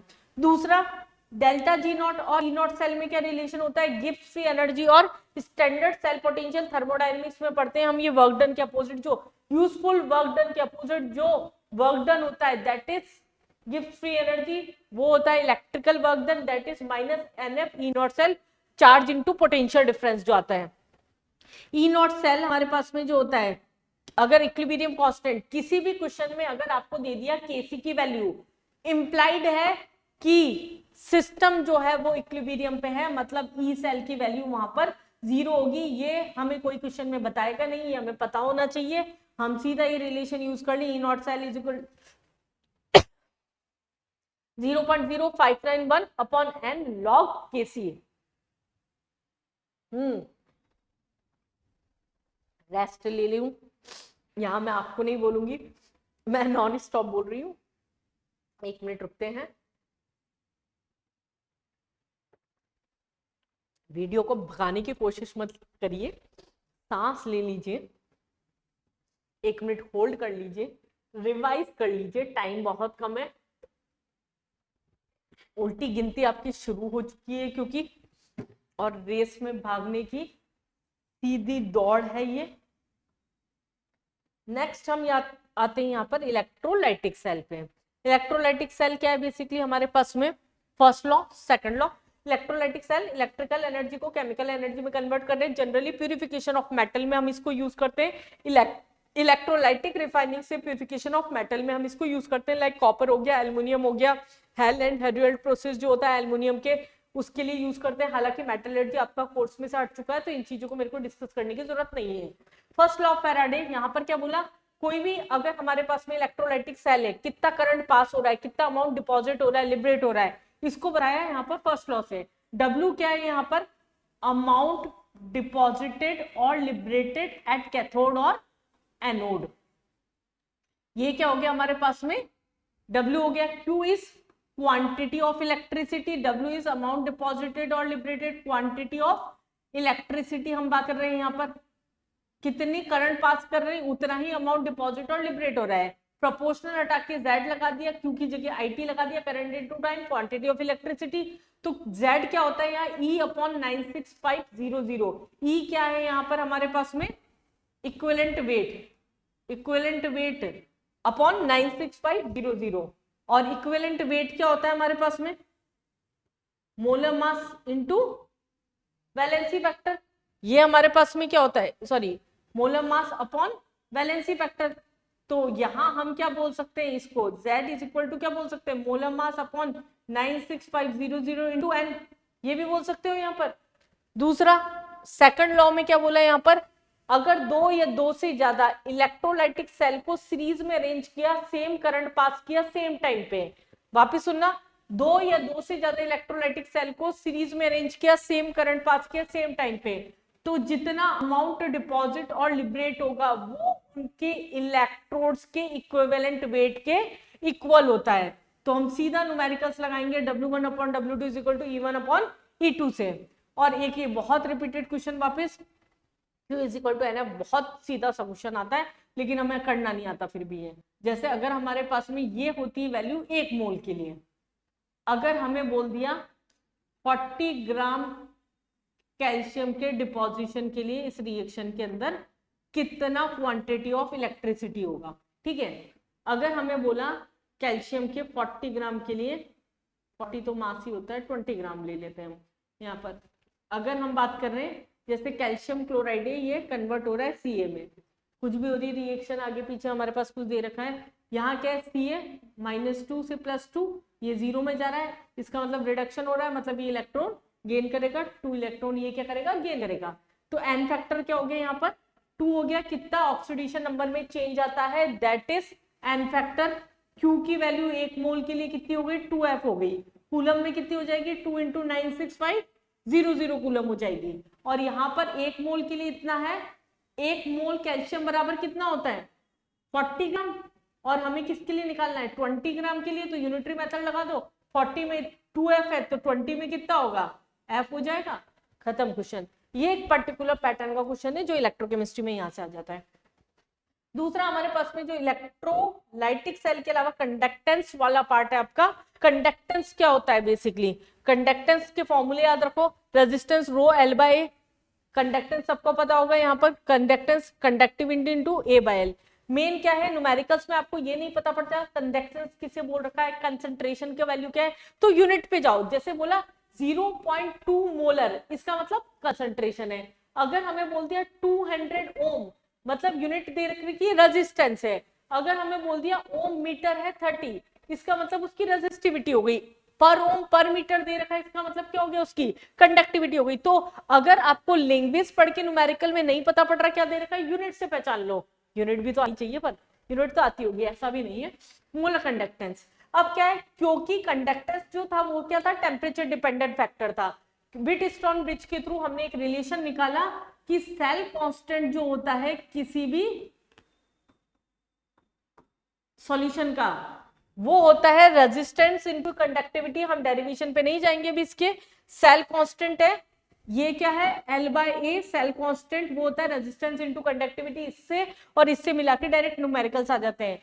लेकिन कंडक्टेंस क्योंकि टेम्परेचर डिपेंडेंट फैक्टर है, तो हम किसी भी सॉल्यूशन का कंडक्टेंस नहीं निकालते, उसका मोलर कंडक्टेंस निकाला जाता है। मोलर कंडक्टेंस क्या है हमारे पास में, कापा इंटू 1000/m, मतलब कंडक्टिविटी इंटू 1000 कंसंट्रेशन। अगर इसी की जगह इक्विवेलेंट कंडक्टेंस हुआ तो हम इसकी जगह नॉर्मेलिटी वर्ड यूज कर देंगे, इतना सा डिफरेंस आएगा दोनों फॉर्मूले में, ये याद रखना।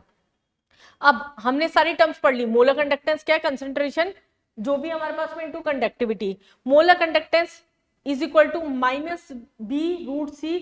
ये हमारे पास में क्या होती है, डीबे-हक्कल इक्वेशन। ये डायरेक्ट एक्सप्रेशन एक बार मेंस में पूछा गया है तो हो सकता है आपसे पूछ लिया जाए।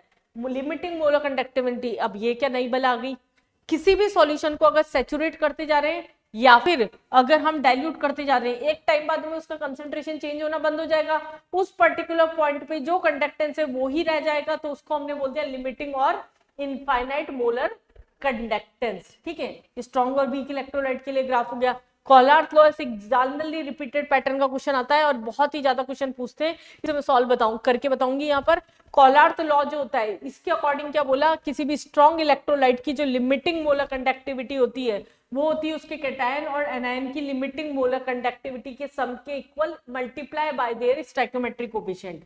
सबसे पहले हम किसी भी वीक इलेक्ट्रोलाइट की इसकी लिमिटिंग मोलर कंडक्टिविटी निकालते हैं।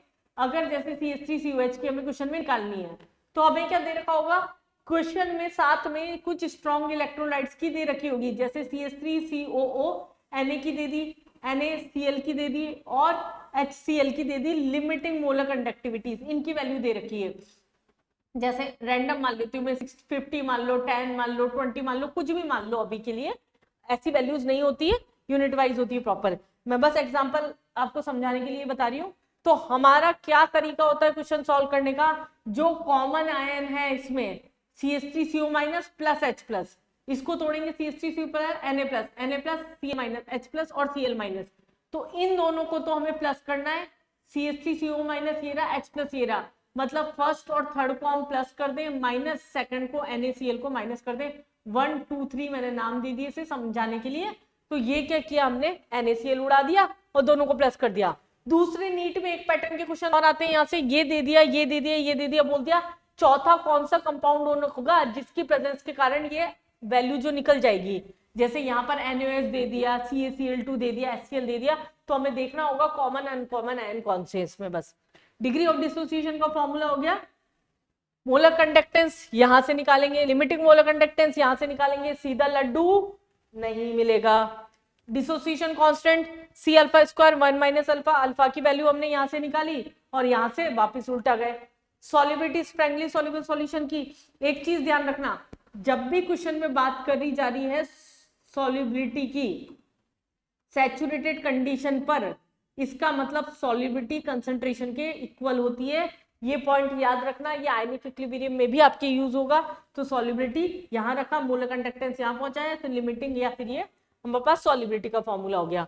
तो ये हमारे पास में ऑल अबाउट क्या हो गया, इलेक्ट्रोकेमिस्ट्री हो गया। बेटा इनको पढ़ के क्वेश्चन साथ साथ में लगाते जाना। अगर कुछ हो आपके पास में तो प्रीवियस ईयर क्वेश्चंस कराने का अगर मुझे टाइम मिलता है तो मैं करवा देती, लेकिन मैं आपके पहले चैप्टर्स करा के उनको पूरा रिवाइज करवा दूं तो वो ज्यादा बेटर होगा मेरे ख्याल से आपके लिए। यहाँ पर नेक्स्ट हमारे पास में आ जाता है केमिकल काइनेटिक्स।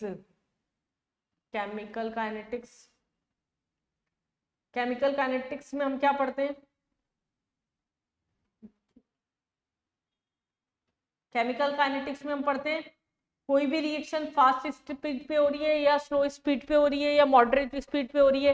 फास्ट रिएक्शन की काइनेटिक्स हम पढ़ते ही नहीं है, स्लो रिएक्शन की पढ़ सकते हैं पर पढ़ते नहीं है, और मॉडरेट रिएक्शन है जो कि हमारे पास में चैप्टर में डील करते हैं।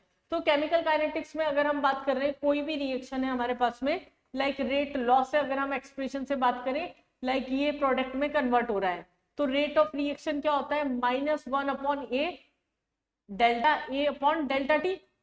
सिमिलरली -1/B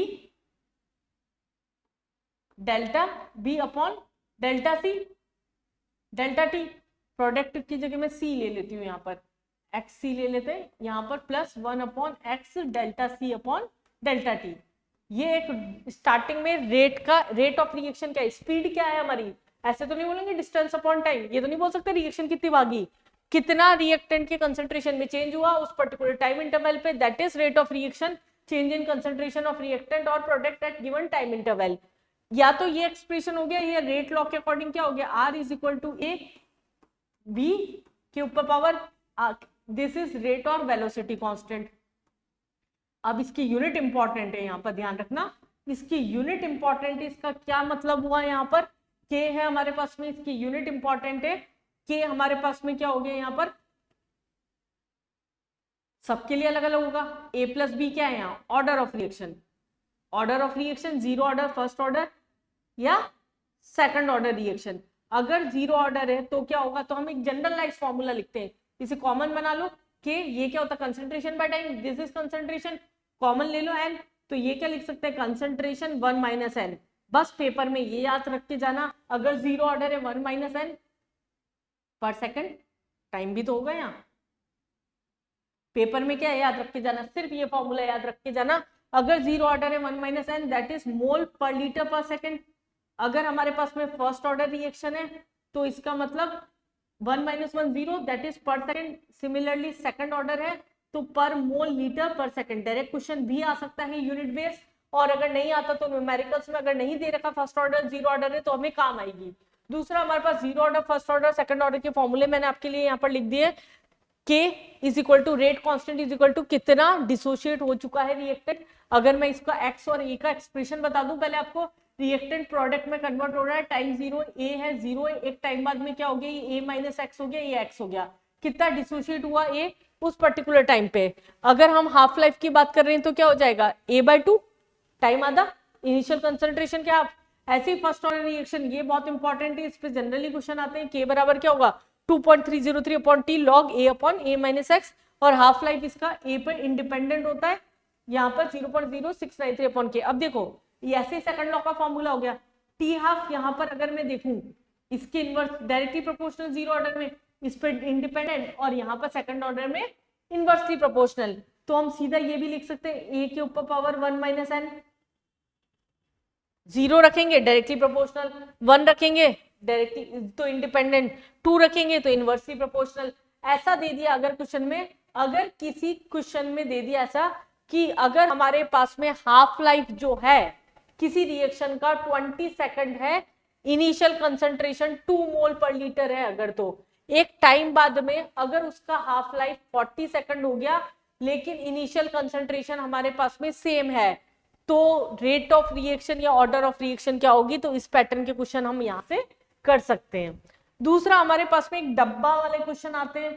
डब्बा वाले क्वेश्चन क्या, डब्बा वाले क्वेश्चन ये, अगर हमारे पास दो या दो से ज्यादा स्टेप में अगर क्वेश्चन हो रहे हैं, ये इस पैटर्न के न्यूमेरिकल्स देखे होंगे आपने, यहाँ पर क्या है इस तरह में या तो ऑर्डर ऑफ रिएक्शन पूछा जाता है, या के की वैल्यू पूछी जाती है, या रेट लॉ एक्सप्रेशन पूछा जाता है। इक्वेशन दे रखी है तो हम तो उठा के ये लिख सकते हैं सीधा, ए के ऊपर पावर 1 और बी के ऊपर पावर 1, नहीं होता ये हमारे पास में 3 स्टेप में हो रही है, तो इसमें हमारे पास पावर नहीं पता एक्स और वाई, हमारा एम है क्वेश्चन में एक्स निकालना और वाई निकालना। इसको मैं स्टेप वाइज ना करके इसका ट्रिक बता रही हूँ, इसीलिए मैंने क्वेश्चन मेंशन कर रखा है यहाँ पर। अगर हमारे पास ए की पावर निकालनी है, मतलब इसके ऊपर एक्स मान लिया हमने, इसकी पावर निकालनी है, तो इसके सामने जो दो कॉमन है उनको डिवाइड कर दो, बड़े से छोटा, 0.02 को इससे डिवाइड किया 2 आया, यहाँ पर इन दोनों को डिवाइड किया तो भी क्या है हमारे पास 2, इसका मतलब 2 के ऊपर पावर x और 2 is equal to normal a के लिए, तो हमारे पास x की वैल्यू क्या आ गई 1 आ गई। सिमिलरली अगर मैं यहाँ पर b के लिए निकाल रही हूँ, इन दोनों में कॉमन कौन सा है, फर्स्ट और थर्ड, इन दोनों को डिवाइड कर दो, ये कॉमन देखा इसको डिवाइड कर दिया तो ये 2 टाइम्स कट रहा है, और जब इसको डिवाइड किया तो ये 1 टाइम, ये 1 टाइम कब कटा होगा, जब इसके ऊपर पावर 0 होगी, इसका मतलब y की वैल्यू क्या हो गई यहाँ पर 0 हो गई, तो रेट लॉ एक्सप्रेशन क्या हो गया k a के ऊपर पावर 1 और b के ऊपर पावर 0। इस तरह के क्वेश्चन आपकी शीट में बहुत मिलेंगे, आपके प्रीवियस ईयर में भी मिलेंगे, और हो सकता है इस साल सेट में एक क्वेश्चन ऐसा डल जाए। दूसरा फैक्टर्स है जो कि रेट ऑफ रिएक्शन को डिपेंड करते हैं।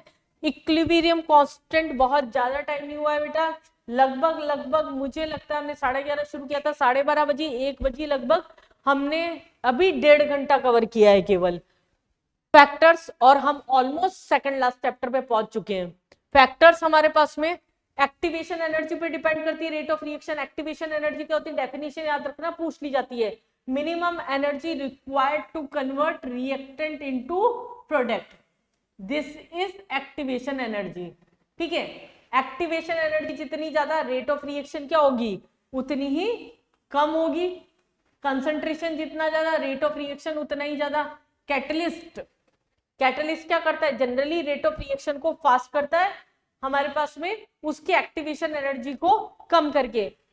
मैं पहले भी स्टार्टिंग में बोली आपको, I am Kirti Chauhan, catalyser institute Kota, हमारी कोचिंग का नाम है कैटलाइजर्स इंस्टीट्यूट।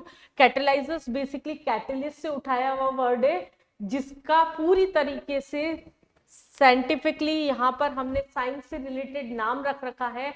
आप लोगों की जो एनर्जी लग रही है पढ़ाई में, आप जो मेहनत कर रहे हो बहुत ज्यादा, अभी मैंने क्या किया, आपको 1.5 घंटे में पैकेट बना के दे रही हूँ, 2 घंटे में आपको पैकेट बना के दे रही हूँ, फटाफट आप उसे एब्जॉर्ब कर रहे हो। अगर आप बुक्स खोलते एक एक फॉर्मूला ढूंढ के रिवाइज करते हो तो आपको बहुत ज्यादा टाइम लगता।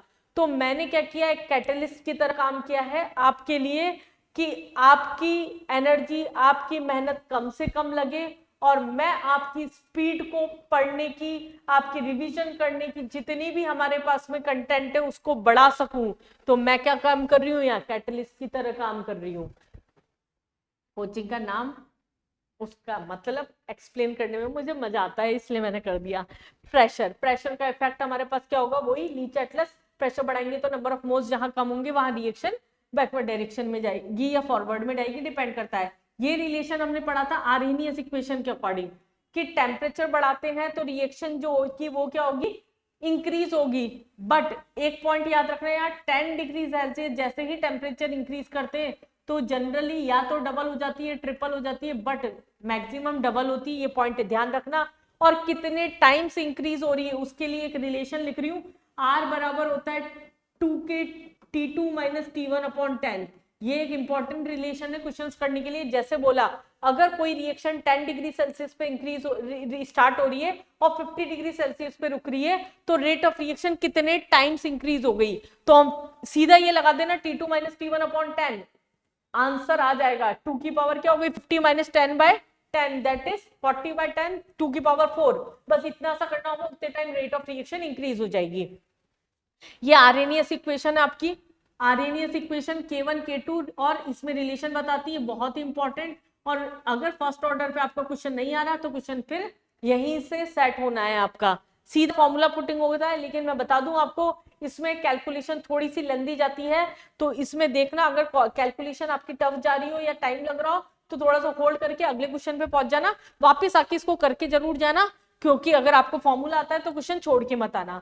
तो this is basic brief about chemical kinetics.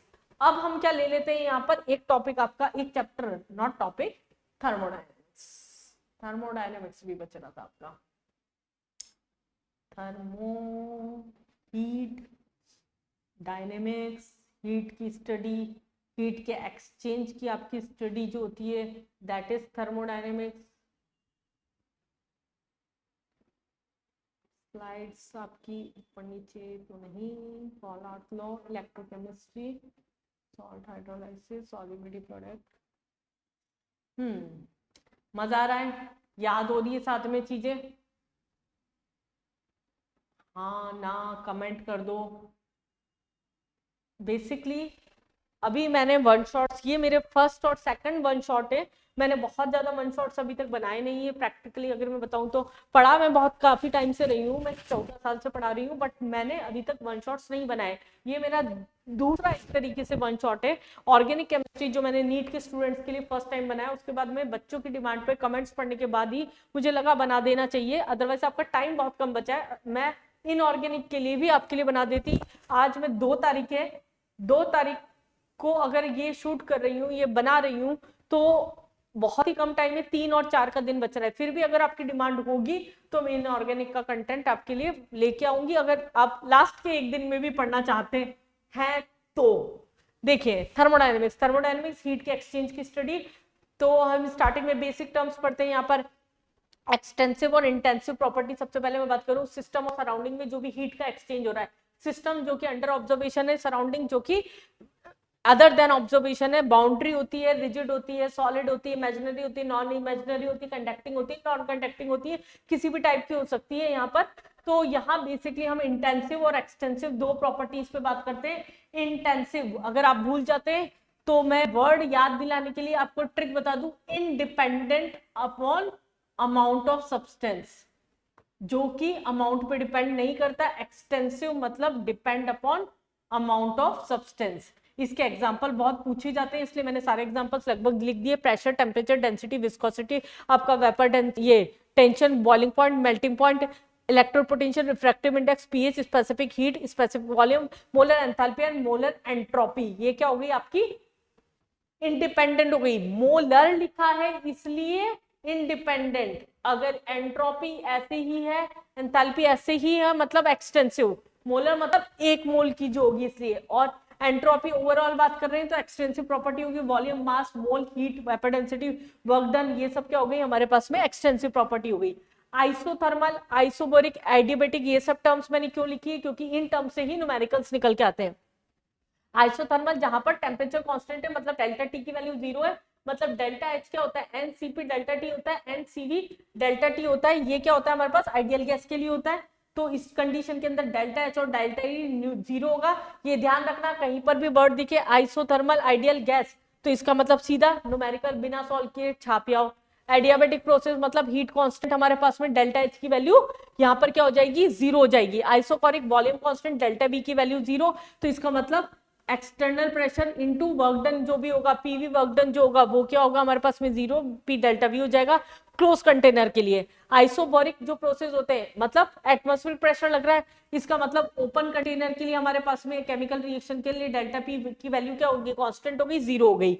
ऐसे ही साइक्लिक प्रोसेस जो हो गई जिसमें भी एरिया अंडर कर्व आएगा, पिछली बार 2022 का क्वेश्चन है तो ये एक इंपॉर्टेंट क्वेश्चन है, मैं मान के चल रही हूँ कि work done area under curve आपके आ सकता है यहाँ पर।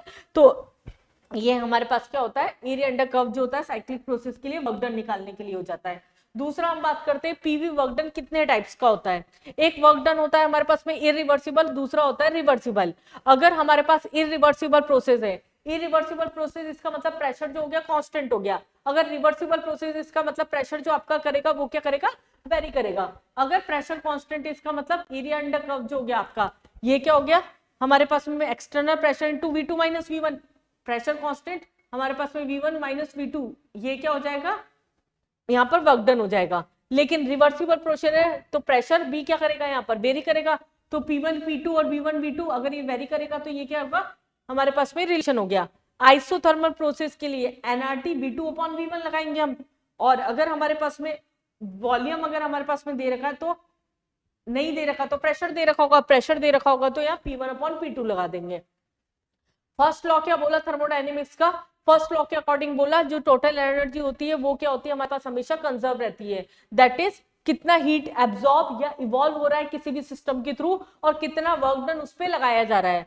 अब हमारे पास में Q की वैल्यू क्या होगी, अगर हम बात कर रहे हैं Q में हम क्या बात करते हैं, अगर पॉजिटिव ले या नेगेटिव ले।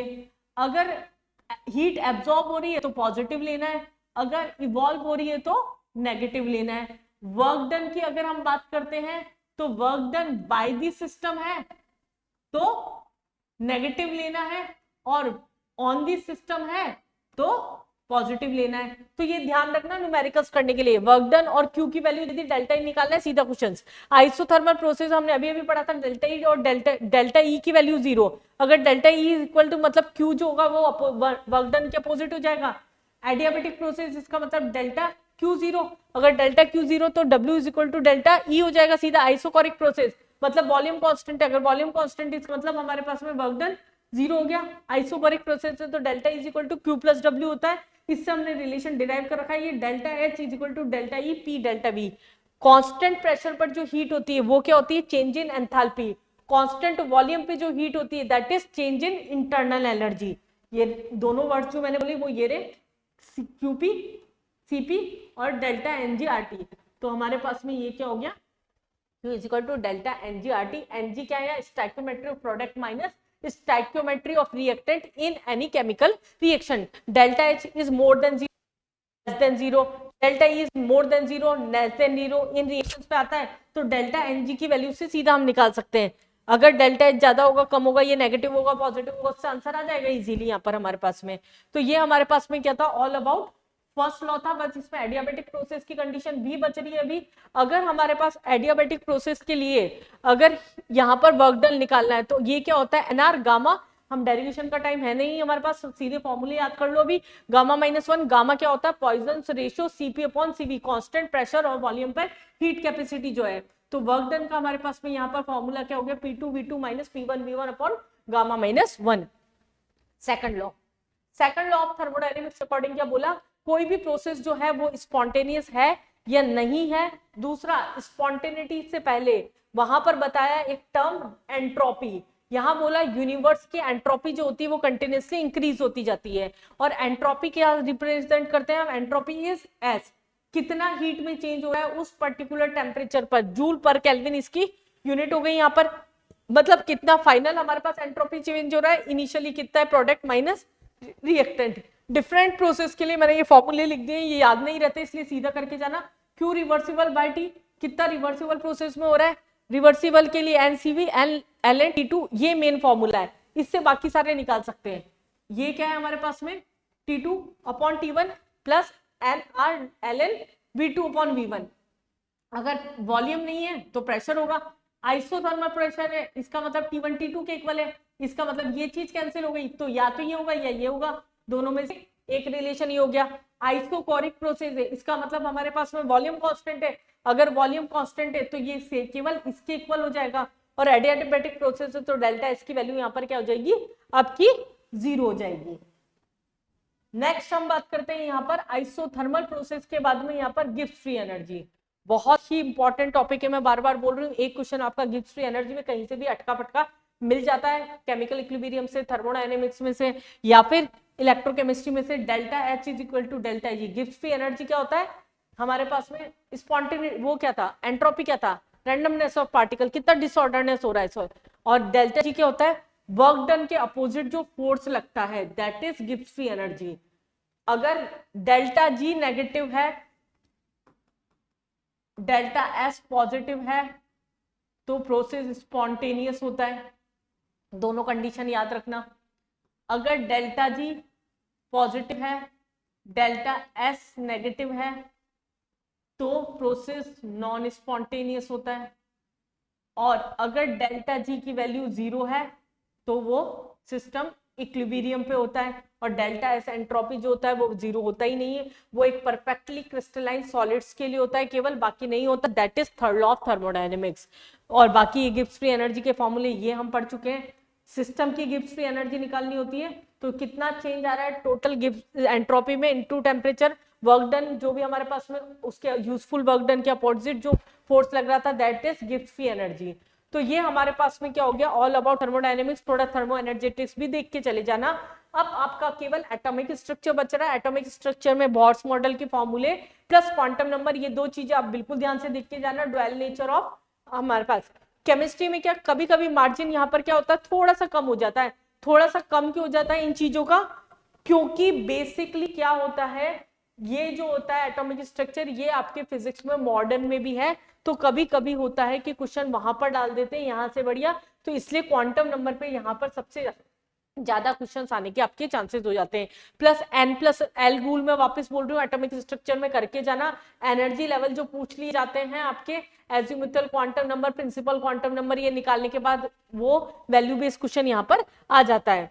तो बेटा बहुत ही कम टाइम में हमने खींच दी है पूरी तरीके से फिजिकल केमिस्ट्री। मैं न्यूमेरिकल्स नो डाउट यहाँ नहीं करा पाई हूँ, आप अगर चाहते हैं तो मैं 1 से 2 क्वेश्चन या 3 क्वेश्चन, कोई भी मैंने कुछ भी निकाल तो रखे हैं, आपके 2022 के कुछ क्वेश्चंस ले रखे हैं। मैं थोड़ा सा आपको पढ़ के बता दूं, देखिए सबसे पहला क्वेश्चन ये अभी अभी अभी हमने थर्मोडायनेमिक्स किया है। एक क्वेश्चन आपका क्या आया, मैं सीधा पीवी यहाँ पर क्या बोला, मैं साइड में ही कर रही हूँ, केवल एक स्लाइड या फिर ले ही लेते हैं हम यहाँ। क्वेश्चन फर्स्ट जो हमारे पास 2022 के पेपर की मैं बात कर रही हूँ, पीवी वर्क डन पूछा मैक्सिमम, ठीक है। 4 ग्राफ बना रखे हैं यहाँ पर पी और वी के बीच में। पहले ग्राफ में सीधा ये दे रखा है, ये कंडीशन दे रखी है। दूसरा ग्राफ है आपका जिसके अंदर यहाँ पर ये दे रखा है। तीसरे ग्राफ में यहाँ पर पीवी के बीच में ये सारे ग्राफ, और चौथे ग्राफ में हमारे पास में ये दे रखा है। तो सीधा हमारे पास में ये पूछा मैक्सिमम पीवी किसमें होगा। अभी हमने बोला area under curve is work done, तो हम सीधा सीधा देख सकते थे यहाँ मैक्सिमम वर्क डन था, तो इसके अंदर बी जो हो गया वो आंसर हो गया। न्यूमेरिकल्स में बता रही हूँ किस पैटर्न के आ रहे हैं, आपने क्या पढ़ा इतनी देर में और कैसे अप्लाई कर सकते हैं। दूसरा हमारे पास में क्वेश्चन था मैथमेटिकल एक्सप्रेशन डेल्टन्स लॉ का। पहला रिलेशन है P1 P2 plus P3। Numerical आप ढूंढेंगे, क्वेश्चंस ढूंढेंगे तो आपको किसी भी गूगल पे करने हुए कहीं पर भी मिल जाएंगे। मैं ऑप्शन लिख रही हूँ सीधा, RT/VA प्लस N3 RT/V। तीसरा रिलेशन है partial pressure of A is equal to mole fraction और पार्शियल प्रेशर, और डी लास्ट ऑप्शन है यहाँ पर PI is equal to mole fraction into P1 not pure का, और यहाँ पर दे रखा था टोटल प्रेशर। और यहाँ बोला रॉयल्स लॉ के अकॉर्डिंग सही क्या है। रॉयल्स लॉ में अभी अभी मैंने बताया था एक कंपोनेंट का जो प्रेशर होता है वो क्या होता है, टोटल प्रेशर इंटू उसका मोल फ्रैक्शन होता है। सीधा रिलेशन बेस्ड क्वेश्चन था। तो ये अगर आपकी थ्योरी स्ट्रांग थी, जितना जितना सुपरफिशियल बताया वो भी पढ़ा था, अभी आप अगर ये वीडियो भी देख के जाते तो भी ये क्वेश्चन कर सकते थे। अगला क्वेश्चन देखें, यहाँ पर क्या बोला, 1 मोलर एक्वस सॉल्यूशन, हमें बोला 1 molar solution contains 0.5 mole of solute. ये क्वेश्चन में दिया है।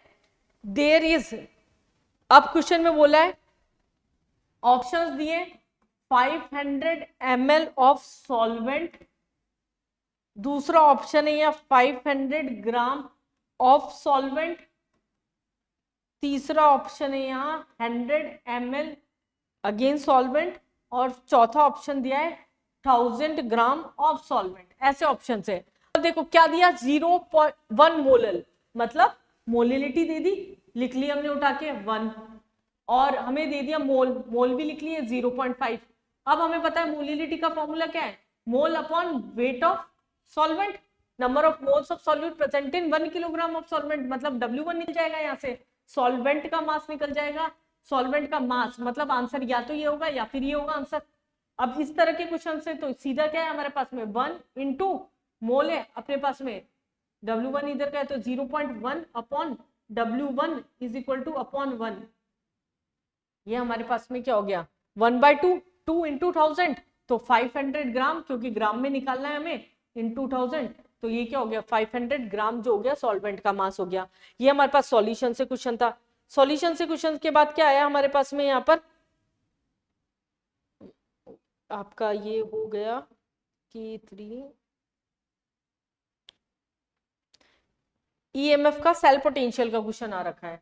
अगर आप बात करें सेल पोटेंशियल के क्वेश्चन में क्या कर रखा है, यहाँ पर हमें न्यूमेरिकल्स में दिया था यहाँ Ni सॉलिड की फॉर्म में 2Ag प्लस इसका कंसेंट्रेशन 0.01 मोलर, और फिर उसके बाद में दे रखा है यहाँ पर Ni प्लस 2 0.001 मोलर अगेन, और फिर यहाँ पर हमारे पास में दे रखा है 2Ag सॉलिड की फॉर्म में। और कुछ क्वेश्चन में दिया है यस, हमारे पास में ये भी दे रखा था कि E नॉट की वैल्यू जो है 0.059 है। मैं पूरा क्वेश्चन नहीं लिख रही हूँ, और हमें EMF निकालना है, मतलब सेल पोटेंशियल की वैल्यू निकालनी है।